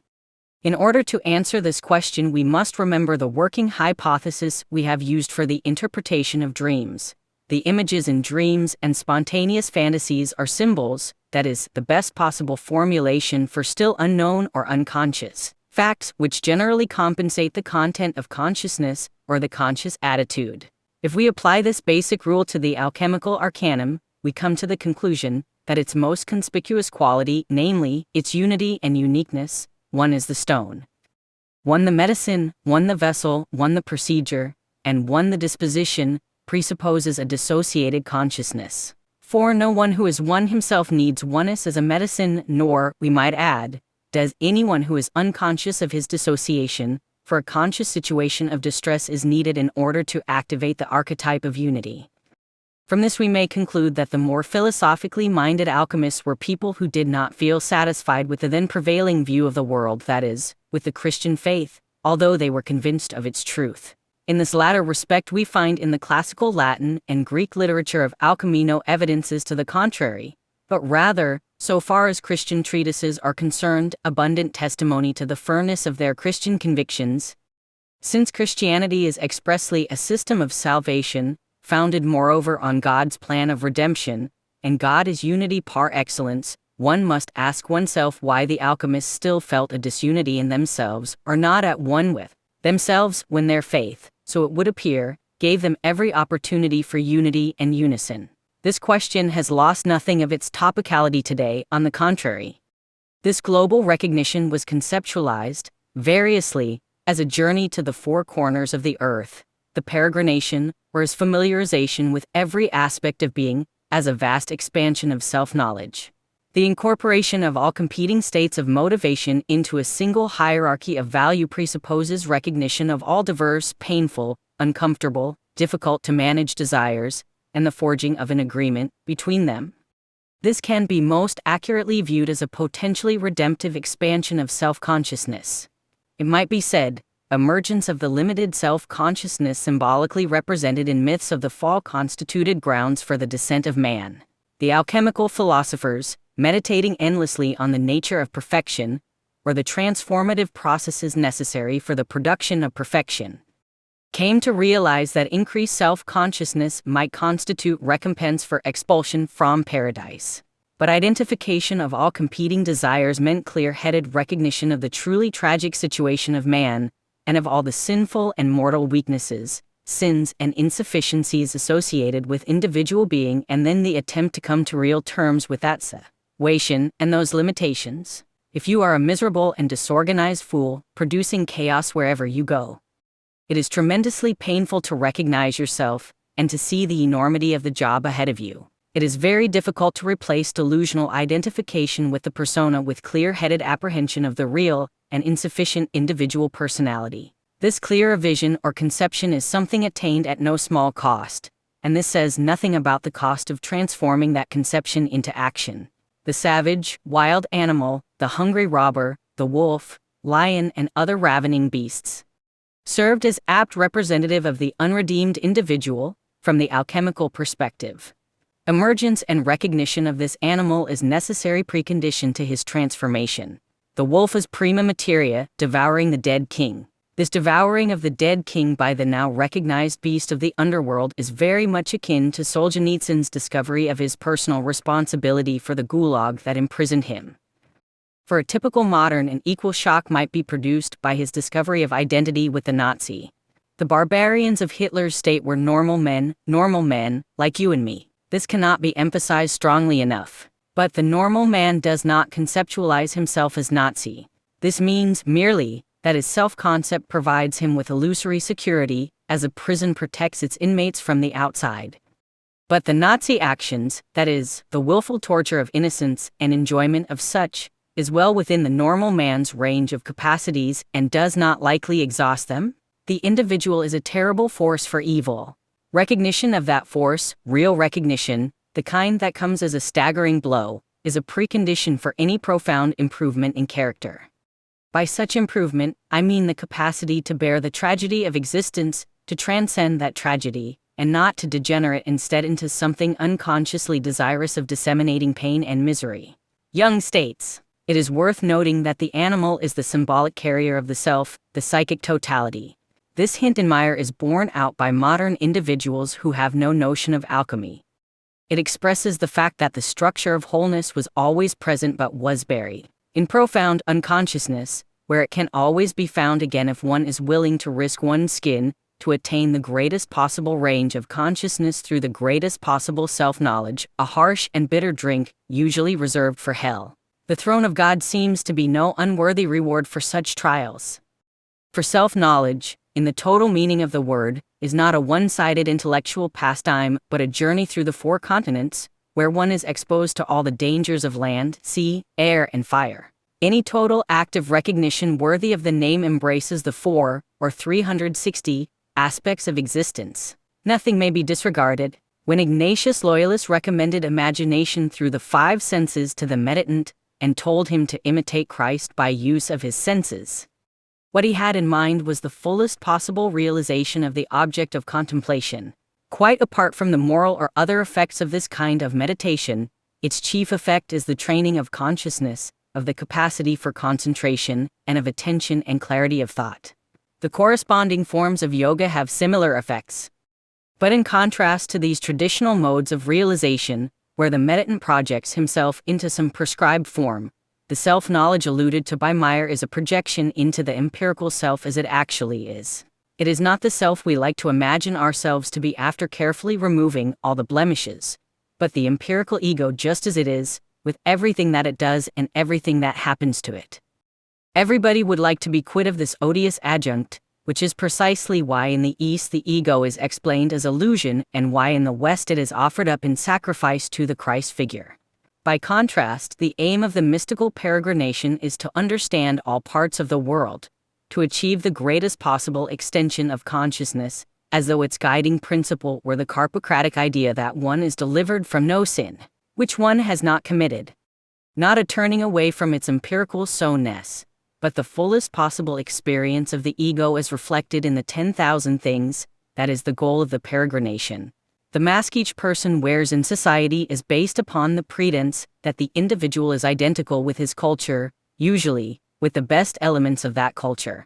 The fool, hiding behind the mask, is composed of individual deviance, which is deceitfully avoided, lied about out of fear. This deviant, unlived life contains the worst and the best tendencies of the individual, suppressed by cultural opinion because they threaten the norm, forced underground by the individual himself, because they threaten personal short-term psychological stability, which means group identification and ongoing inhibition of fear. In the absence of an integrated hierarchical moral, patriarchal system, competing values and viewpoints tend toward disintegration as each pursues its own end. As greed might make the pursuit of lust difficult, as hunger might render love impossible. When a moral system undergoes dissolution and loses its absolute validity, its higher moral structure, the values which it held in union revert to incompatibility, at least from the conscious viewpoint. This war of conflicting values, of which each is in itself a necessary divine force, engenders confusion, disorientation, and despair. Such despair, which can be truly unbearable, might be considered the first pitfall of moral transformation. Mere contemplation of the possibility of such a state usually engenders sufficient discomfort to bring further moral development to a halt. The alchemist, however, implicitly adopted a heroic role when he voluntarily determined to pursue the unknown, in search of the ideal. His unconscious identification with this eternal image, his active incarnation of the mythological role, enabled him to persevere in his quest, in the face of grave difficulty. Jung states, "Only the living presence of the eternal images can lend the human psyche a dignity which makes it morally possible for a man to stand by his own soul and be convinced that it is worth his while to persevere with it. Only then will he realize that the conflict is in him, that the discord and tribulation are his riches, which should not be squandered by attacking others, and that, if fate should exact a debt from him in the form of guilt, it is a debt to himself. Then he will recognize the worth of his psyche, for nobody can owe a debt to a mere nothing. But when he loses his own values, he becomes a hungry robber, the wolf, lion, and other ravening beasts which for the alchemists symbolize the appetites that break loose when the black waters of chaos, i.e., the unconsciousness of projection, have swallowed up the king. The unknown is contaminated with the psychoanalytic unconscious, so to speak, because everything we do not know about ourselves, and everything we have experienced and assimilated but not accommodated to, has the same affective status as everything that exists, merely as potential. All thoughts and impulses we avoid or suppress, because they threaten our self-conception, our notion of the world, and all fantasies we experience, but do not admit to, exist in the same domain as chaos, the mother of all things, and serve to undermine our faith in our most vital presumptions.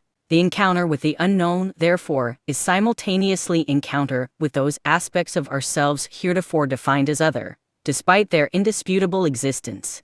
This integration means making behavioral potentialities previously disregarded available for conscious use, means reconstruction of a self-model that accurately represents such potential. Experiences which are currently deemed taboo, forbidden from the perspective of the currently extant moral schema, may therefore contain within them seeds of creative solution to problems that remain unsolved or may rise in the future. Taboo experience may yet constitute unmined and redemptive possibility. Tales of the traveling sage, wandering magician, or courageous adventurer constitute recognition of the utility of such potential. From the perspective of such narratives, a totality of experience and action is the necessary precondition for the attainment of wisdom. This total immersion in life is the mystical peregrination of the medieval alchemist, in search of the philosopher's stone, or the journey of Buddha through the complete sensory, erotic, and philosophical realms, prior to his attainment of enlightenment. The ritual of pilgrimage, the journey to the holy city, constitutes half ritual, half dramatic enactment of this idea. The pilgrim voluntarily places him or herself outside the protective walls of original culture and, through the difficult and demanding, actual journey to unknown, but holy lands, catalyzes a psychological process of broadening, integration, and maturation. It is in this manner that a true quest inevitably fulfills itself, even though its final, impossible goal of Holy Grail, for example, may remain concretely unattained. The necessity for experience as the precondition for wisdom may appear self-evident, once due consideration has been applied to the problem, since wisdom is obviously derived from experience, but the crux of the matter is that those elements of experience that foster denial or avoidance, and therefore remain unencountered or unprocessed, always border on the maddening. This is particularly true from the psychological, rather than ritual, perspective. The holy pilgrimage in its abstract or spiritual version is the journey through elements of experience and personal character that constitute the subjective world of experience rather than the shared social and natural world. The inner world is divided into familiar and unknown territory, much as the outer. The psychological purpose of the rite of passage adventure and the reason for the popularity of such journeys, in actuality and in drama, is the development of character in consequence of confrontation with the unknown. A journey to the place that is most feared, however, can be undertaken spiritually much as concretely. what spiritually means. However, in such a context is a peregrination through the rejected, hated and violently suppressed aspects of personal experience. This is most literally a voyage to the land of the enemy, to the heart of darkness. When experience calls the absolute validity of a given belief system into question, the validity of the definitions of immorality and of enmity contained with that system also become questionable. For one may doubt, first, whether there are any opposites at all, and secondly whether these popular valuations, and opposite values on which the metaphysicians put their seal, are not perhaps merely foreground estimates, only provisional perspectives, perhaps even from some. Perhaps from below, frog perspectives, as it were, to borrow an expression painters use. For all the value that the true, the truthful, the selfless may deserve, it would still be possible that a higher and more fundamental value for life might have to be ascribed to deception, selfishness, and lust. It might even be possible that what constitutes the value of these good and revered things is precisely that they are insidiously related, tied to, and involved with these wicked, seemingly opposite things, maybe even one with them in essence. Recognition of potential in the transformation of the prima materia meant re-encounter with personal experience formerly suppressed by cultural pressure and personal decision. Such experience might have included hatred, cruelty, physical passion, greed, cowardice, confusion, doubt, flight of imagination, freedom of thought and personal talent. Things we avoid or deny are precisely those things that transcend our individual competence, as presently construed, the things or situations that define our limitations and that represent inferiority, failure, decomposition, weakness and death. This means that everything despised and feared, every object of hatred and contempt, everything signifying cowardice, ruthlessness, ignorance, every experience that cries out for denial, may yet constitute information necessary for life. Jung states, in general, the alchemists strove for a total union of opposites in symbolic form, and this they regarded as the indispensable condition for the healing of all ills. Hence they sought to find ways and means to produce that substance in which all opposites were united. Alchemy speaks of the union of soul sparks to produce the gold. These sparks, scintillae, are the light in the darkness, the consciousness associated with poorly integrated or even hostile elements of individual personality. The germ or seed of unity may manifest itself symbolically at any time in the procedure, and comes to dominate later if procedure is successful. This center, Jung's self, unites the disparate elements, the compulsion of the stars into one, in the course of a circular, cyclical journey, in the course of the revolutionary spiral path of the way. This emergent center was regarded by the alchemists as the spirit Mercurius, the trickster, who was embedded in matter, or as the mythical pelican, who fed her offspring with her own body and blood, and was therefore an allegory both of Christ and the self-nourishing Ouroboros. The center was also regarded as the philosophical stone, the solidaire rejected by the builders, directly identified with Christ, and as the rock upon which security itself might be founded. This stone, this immovable and indestructible center, incorporated the patriarchal and matriarchal principles, the king and the queen, and was also regarded as the offspring of chaos, fertilized by order. The mythological hero faces the unknown, voluntarily, cuts it up, and makes the world out of its pieces, identifies and overcomes evil, and rescues the ancestral father, languishing in the underworld, unites, consciously, with the Virgin Mother, and produces the divine child, and mediates between opposing and warlike kings. He is, therefore, explorer, creator, lover, judge, and peacemaker. The hero is also he who has traveled everywhere, he who has mastered strange territory even that inhabited by his enemy. This traveling everywhere and mastering of strange territory has a psychological significance and a social meaning. The divine hero knows and understands the ways of the enemy and can use them to advantage. The conjunction, the process of complete recognition, symbolized or dramatized as the peregrination, sets the stage for activation of the final alchemical sequence, which consisted of the hypothetical union of all now manifest things. Jung outlines the Aristoelian vision in his text Psychology and Alchemy. This vision contains all the elements of the alchemical theory, portrayed in episodic narrative form. Its sequential analysis helps shed dramatic light on the nature of the conjunction. Aristoelian, a Byzantine alchemist of the 8th or 9th century, tells of his adventures with the Rex Marinus, in whose kingdom nothing prospers and nothing is begotten. Moreover, there are no philosophers there. Only like mates with like, consequently there is no procreation. The king must seek the counsel of the philosophers and mate Thebridius with Bia, his 2 children whom he has hatched in his brain. Jung comments, Thebridius is the masculine, spiritual principle of light and logos which, like the Gnostic nous, sinks into the embrace of physical nature. This is an elaboration of an idea presented earlier. Now seems to be identical with the god Anthropos. He appears alongside the demiurge and is the adversary of the planetary spheres. He rends the circle of the spheres and leans down to earth and water. Is about to project himself into the elements. His shadow falls upon the earth, but his image is reflected in the water. This kindles the love of the elements, and he himself is so charmed with the reflected image of divine beauty that he would fain take up his abode within it. But scarcely has he set foot upon the earth when Physis locks him in a passionate embrace. It is important to understand this commentary, as well, to completely appreciate the nature of the prima materia. The prima materia, physis, contains spirit, the masculine principle, as well as matter, the feminine, bia, in this narrative. The prima materia, dragon of chaos, serves simultaneously as the source of things, the subject to whom things appear, and the representations of the things characteristic of that subject. This is not a mere material source, it is the absolute unknown itself in whose embrace spirit sleeps, until it is released, in the course of the exploration that transforms the self, as well as producing something real and new.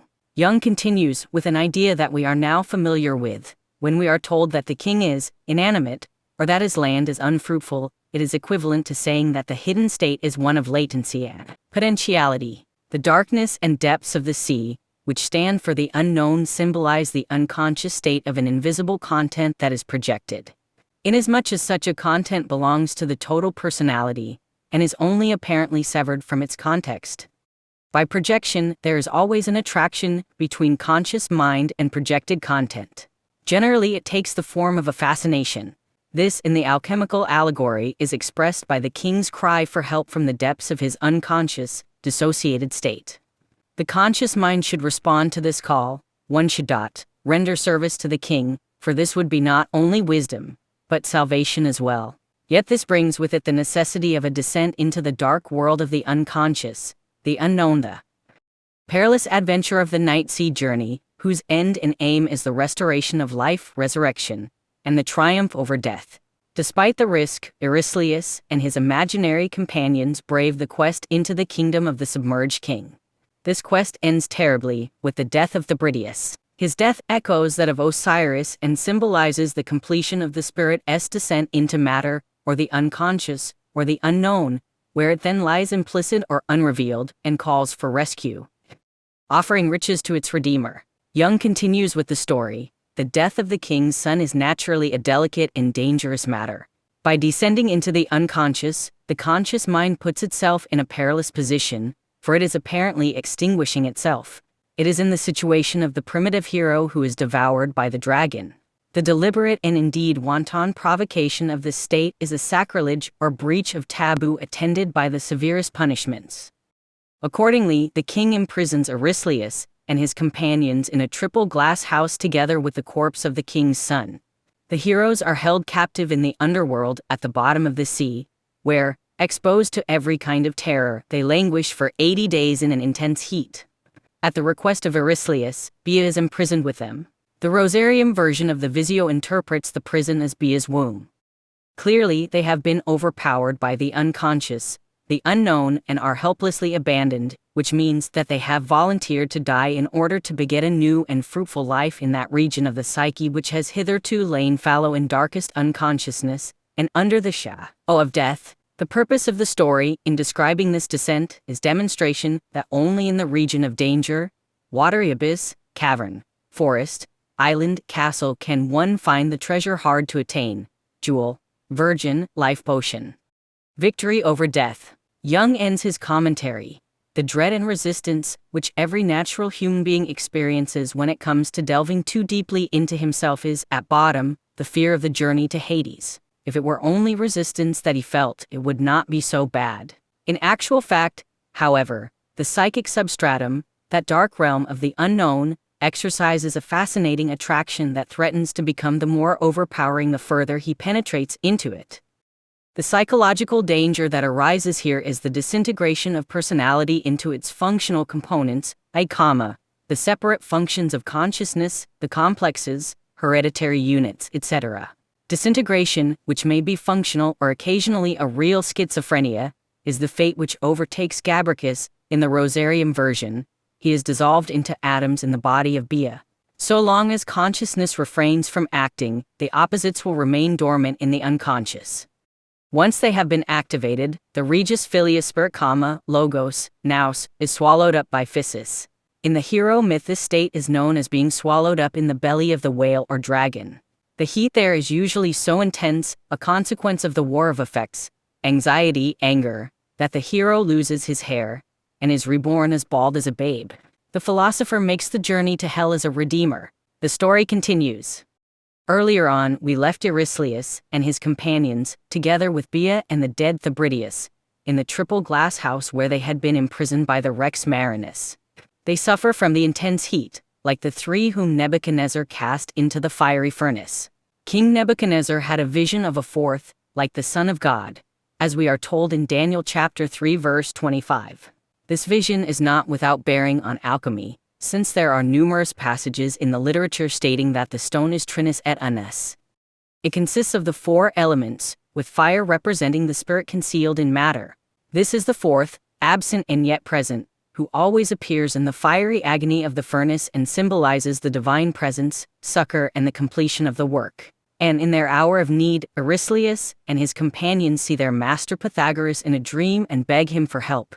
He sends them his disciple Harphoratus, the author of nourishment. So the work is completed and Thebridius comes to life again. We may suppose that Harphoratus brought them the miraculous food, akin to the host, though this only becomes clear through a discovery of Rescas, who gave us access to the text of the Codex Berlinensis. There, in an introduction that is missing from the printed versions of the Visio we read, Pythagoras says, "Ye write and have written down for posterity how this most precious tree is planted, and how he that eats of its fruit shall hunger no more." The alchemical opus meant, at one level of analysis, the complete integration of unknown and known, insofar as that could be attained, but more profoundly, participation in the process that made one thing of unknown and known. This construct and act of construction typically had twin final aims, insofar as it constituted the pursuit of perfection. The first of these aims was union of the feminine, maternal background of the unknown material world, seething with danger, passion, and sensuality, into harmony with the ordering principle of the spirit. This was represented symbolically as dissolution of the dead king and his subsequent regeneration after eating the miraculous food, which is the beneficial aspect of the unknown and the hero, simultaneously. The second final aim was reintroduction of the integrated psychic structure to the physical body, the conscious incarnation of the now more complete spirit. So this meant that the union attained by the re-incorporation of the material unknown was not complete. If it was still a matter of philosophy or abstract conceptualization, the well-integrated spirit also had to be realized in behavior. And this was not necessarily yet even the final stage. The alchemist Dorn states, "We conclude that meditative philosophy consists in the overcoming of the body by mental union, unio mentalis. This first union does not as yet make the wise man, but only the mental disciple of wisdom. The second union of the mind with the body shows forth the wise man, hoping for and expecting that blessed third union with the first unity, the unus mundus, the latent unity of the world. May Almighty God grant that all men be made such, and may he be one in all." Dorn's ideas refer to a conjunction conceptualized as a three-stage process. The first stage was union of the mind, overcoming the body by mental union. This stage refers to the integration of states of motivation drives, emotions into a single hierarchy, dominated by the figure of the exploratory hero. The second stage was re-union of the united mind with the body. This is analogous to the second stage of the hero's journey. After the treasure is released, consequential to the battle with the dragon, the purely personal aspect of the hero's journey is completed. After all, he has found the treasure hard to attain. But the hero must return to the community. This is equivalent to Buddha's detonation to retire from the state of nirvana, until all who were living could make their home there, is tantamount to the Buddha's belief that the redemption of the one was impossible, in the presence of the unredeemed many. The reunion of the united mind with the body is inculcation of proper attitude and action, and is, therefore, the effect of the hero on the world. The third stage is particularly difficult to comprehend. Reconsideration of the theme of the tailor who mends and who can therefore sew up the hole in the sky, made by the dying king, might help with initial comprehension. Things that are wrong must be set right. This is a psychological process, even if it undertaken purely as a consequence of actions conducted in the outside world. The union of the united spirit body with the world means recognition of the essential equivalence of all experience or consideration of all aspects of experience as literally equivalent to the self. We presume the existence of a final barrier between subject and object, but a standpoint exists that gives to all aspects of individual experience, whether subjective or objective, equal status as aspects of experience. Redeeming any aspect of that experience, then, whether material or psychological, whether self or other, is then regarded as the same act, as the act whose purpose is establishment of the kingdom of God, which is simultaneously psychological and social state. Spiritual work may therefore be regarded as indistinguishable from work on the external circumstances of existence. Redeem yourself, redeem the world. Or, alternatively, the attempt to bring about the perfection of the external world may be regarded as equivalent to the attempt to perfect oneself. After all, dedication to an ideal necessitates development of self-discipline. This is voluntary apprenticeship.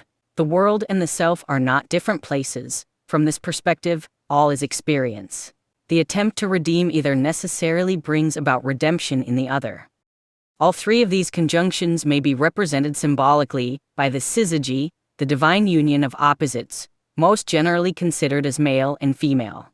One first, noun previous knowledge, subsumed under patriarchal spiritual category, plus unknownably, subsumed under matriarchal affective material physical category equals united spirit 2. The nude spirit in this context, subsumed into thepatry. Archal spiritual category, plus body subsumed under matriarchal material category, equals united spirit body 3. Thenited spirit body in this context, subsumed under hierarchal spiritual category, plus world matriarchal material category, equals united spirit body world. All three of these unions can be considered variants of the incest motif, brother-sister, son-mother, king-queen pairings. Stage 1, the mental union, was construed as necessary, valuable, but incomplete. The attainment of an ordered subjective state, stage 2, was another important step along the way. Learn therefore, O mind, to practice sympathetic love in regard to thine own body, by restraining its vain appetites, that it may be apt with thee in all things. To this end I shall labor, that it may drink with thee from the fountain of strength, and, when the two are made one, that ye find peace in their union. Draw nigh, O body, to this fountain, that with thy mind thou mayest drink to satiety, and hereafter thirst no more after vanities. O wondrous efficacy of this fount, which maketh one of two, and peace between enemies. The fount of love can make mind out of spirit and soul, but this maketh one man out of mind and body. The third step, however, was critical. Philosophical knowledge and ordered intrapsychic structure, even when embodied, was regarded as insufficient. That embodied union must be extended to all the world, regarded as an aspect of experience, and therefore, as equivalent, even identical, to the self. The alchemical procedure was based on the attempt to redeem matter, to transform it into an ideal. This procedure operated on the assumption that matter was originally corrupted, like man, in the story of Genesis. The study of the transformations of corruption and limitation activated a mythological sequence in the mind of the alchemist. This sequence followed the pattern of the way, upon which all religions have developed. Formal Christianity adopted the position that the sacrifice of Christ brought history to a close, and that belief in that sacrifice guaranteed redemption. Alchemy rejected that position in its pursuit of what remained unknown. In that heroic pursuit the alchemist found himself transformed. Whereas the Christian belief is that man is freed from sin by the redemptory act of Christ, the alchemist was evidently of the opinion that the restitution to the likeness of original and incorrupt nature had still to be accomplished by the art, and this can only mean that Christ's work of redemption was regarded as incomplete. In view of the wickedness which the prince of this world, undeterred, goes on perpetrating as liberally as before, one cannot withhold all sympathy from such an opinion. For an alchemist who professed allegiance to the Ecclesia Spiritualis, it was naturally of supreme importance to make himself an unspotted vessel of the Paraclete and thus to realize the idea Christ on a plane far transcending a mere imitation of him. This realization of Christ on a plane transcending imitation is an overwhelming idea. It makes of religious belief something far more than belief, something far more terrifying and far more promising. The sequence of the alchemical transformation paralleled Christ's passion, paralleled the myth of the hero and his redemption. The essential message of alchemy is that individual rejection of tyranny, voluntary pursuit of the unknown and terrifying, predicated upon faith in the ideal, may engender an individual transformation so overwhelming that its equivalent can only be found in the most profound of religious myths. The son of the great world who is Theokosmos, Alchema, a divine power and world, but whom even today, unfortunately, many who teach nature in a pagan spirit and many builders of medical science reject in the high university schools is the exemplar of the stone which is Theanthropos, Alchema, God and man whom, as scripture tells us, the builders of the church have also rejected, and from the same, and from the great world book of nature, there issues a continuous and everlasting doctrine for the wise and their children. Indeed, it is a splendid living likeness of our Savior Jesus Christ, in and from the great world which by nature is very similar to him, as to miraculous conception, birth, inexpressible powers, virtues, and effects, so God our Lord, besides his Son's biblical histories, has also created a specific image and natural representation for us in the book of nature. It was in pursuit of the unknown that the alchemist experienced this psychological transformation, just as it was originally in contact with the unknown that the monotheistic patriarchal system developed. In the furthest reaches of history, it is the symbolic expression of the action of instinct, which manifests itself in some variant of the hero myth whenever the unknown is pursued, without avoidance, in the attempt to improve life. The alchemist experienced what the individual always experiences when he determines to face every aspect of his existence, individual and collective, without denial or recourse to sterile preconceptions. The passion that vibrates in the alchemical texts is genuine, but would be totally incomprehensible if the lapis were nothing but a chemical substance. Nor does it originate in contemplation of Christ's passion. It is the real experience of a man who has got involved in the compensatory contents of the unconscious by investigating the unknown, seriously, and to the point of self-sacrifice. He could not but see the likeness of his projected contents to the dogmatic images, which were in fact likely utilized by the instinctual procedure, and he might have been tempted to assume that his ideas were nothing else than the familiar religious conceptions, which he was using in order to explain the chemical procedure. But the texts show clearly that, on the contrary, a real experience of the opus had an increasing tendency to assimilate the dogma or to amplify itself with it. In Christianity, spirit descends to matter, and the result of the union is the birth of Christ, and, unfortunately, the formal realization of his opponent. In alchemy, which compensated for the one-sided view of Christianity, matter rises to spirit, with analogous result, creation of the lapis or philosophical stone, which bears an unmistakable resemblance to Christ, embodied in abstractly material form. This form, the philosopher's stone, the lapis, was composed of the most paradoxical elements. It was base, cheap, immature and volatile, perfect, precious, ancient and solid, visible to all yet mysterious, costly, dark, hidden, evident, having one name and many names. The lapis was also the renewed king, the wise old man and the child. The wise old man possesses the charisma of wisdom, which is the knowledge that transcends the limits of history. The child represents the creative spirit, the possibility in man, the Holy Ghost. He is not the child of ignorance, but the innocence of maturity. He precedes and antedates history in the subjective and collective sense. The child is all that is abandoned and exposed, and at the same time divinely powerful, the insignificant, dubious beginning and the triumphal end. The eternal child in man is an indescribable experience, an incongruity, a handicap, and a divine prerogative. an imponderable that determines the ultimate worth or worthlessness of a personality. This final value, the goal of the pursuit of the alchemists, is discovery and embodiment of the meaning of life itself, integrated subjective being actively expressing its nature through manipulation of the possibilities inherent in the material unknown world. This final goal is the production of an integrated intrapsychic condition, identical to that of the mythological hero, acted out in a world regarded as equivalent to the self. Production of this condition, the lapis philosophorum, constitutes the antidote for the corruption of the world, attendant upon the fall, attendant upon the emergence of partial self-consciousness. The lapis is agent of transformation, equivalent to the mythological redemptive hero, able to turn base metals into gold. It is, as such, something more valuable than gold, just as the hero is more valuable than any of his concrete productions. The complete alchemical opus, with production of the lapis as goal, is presented schematically in Figure 66, the alchemical opus as myth of redemption. Alchemy was a living myth, the myth of the individual man as redeemer.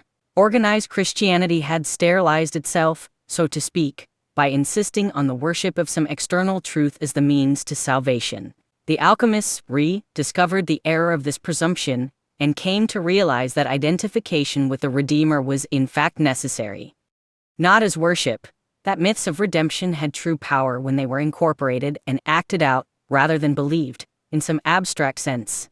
This meant, to say that Christ was the greatest man in history, a combination of the divine and mortal, was not sufficient expression of faith.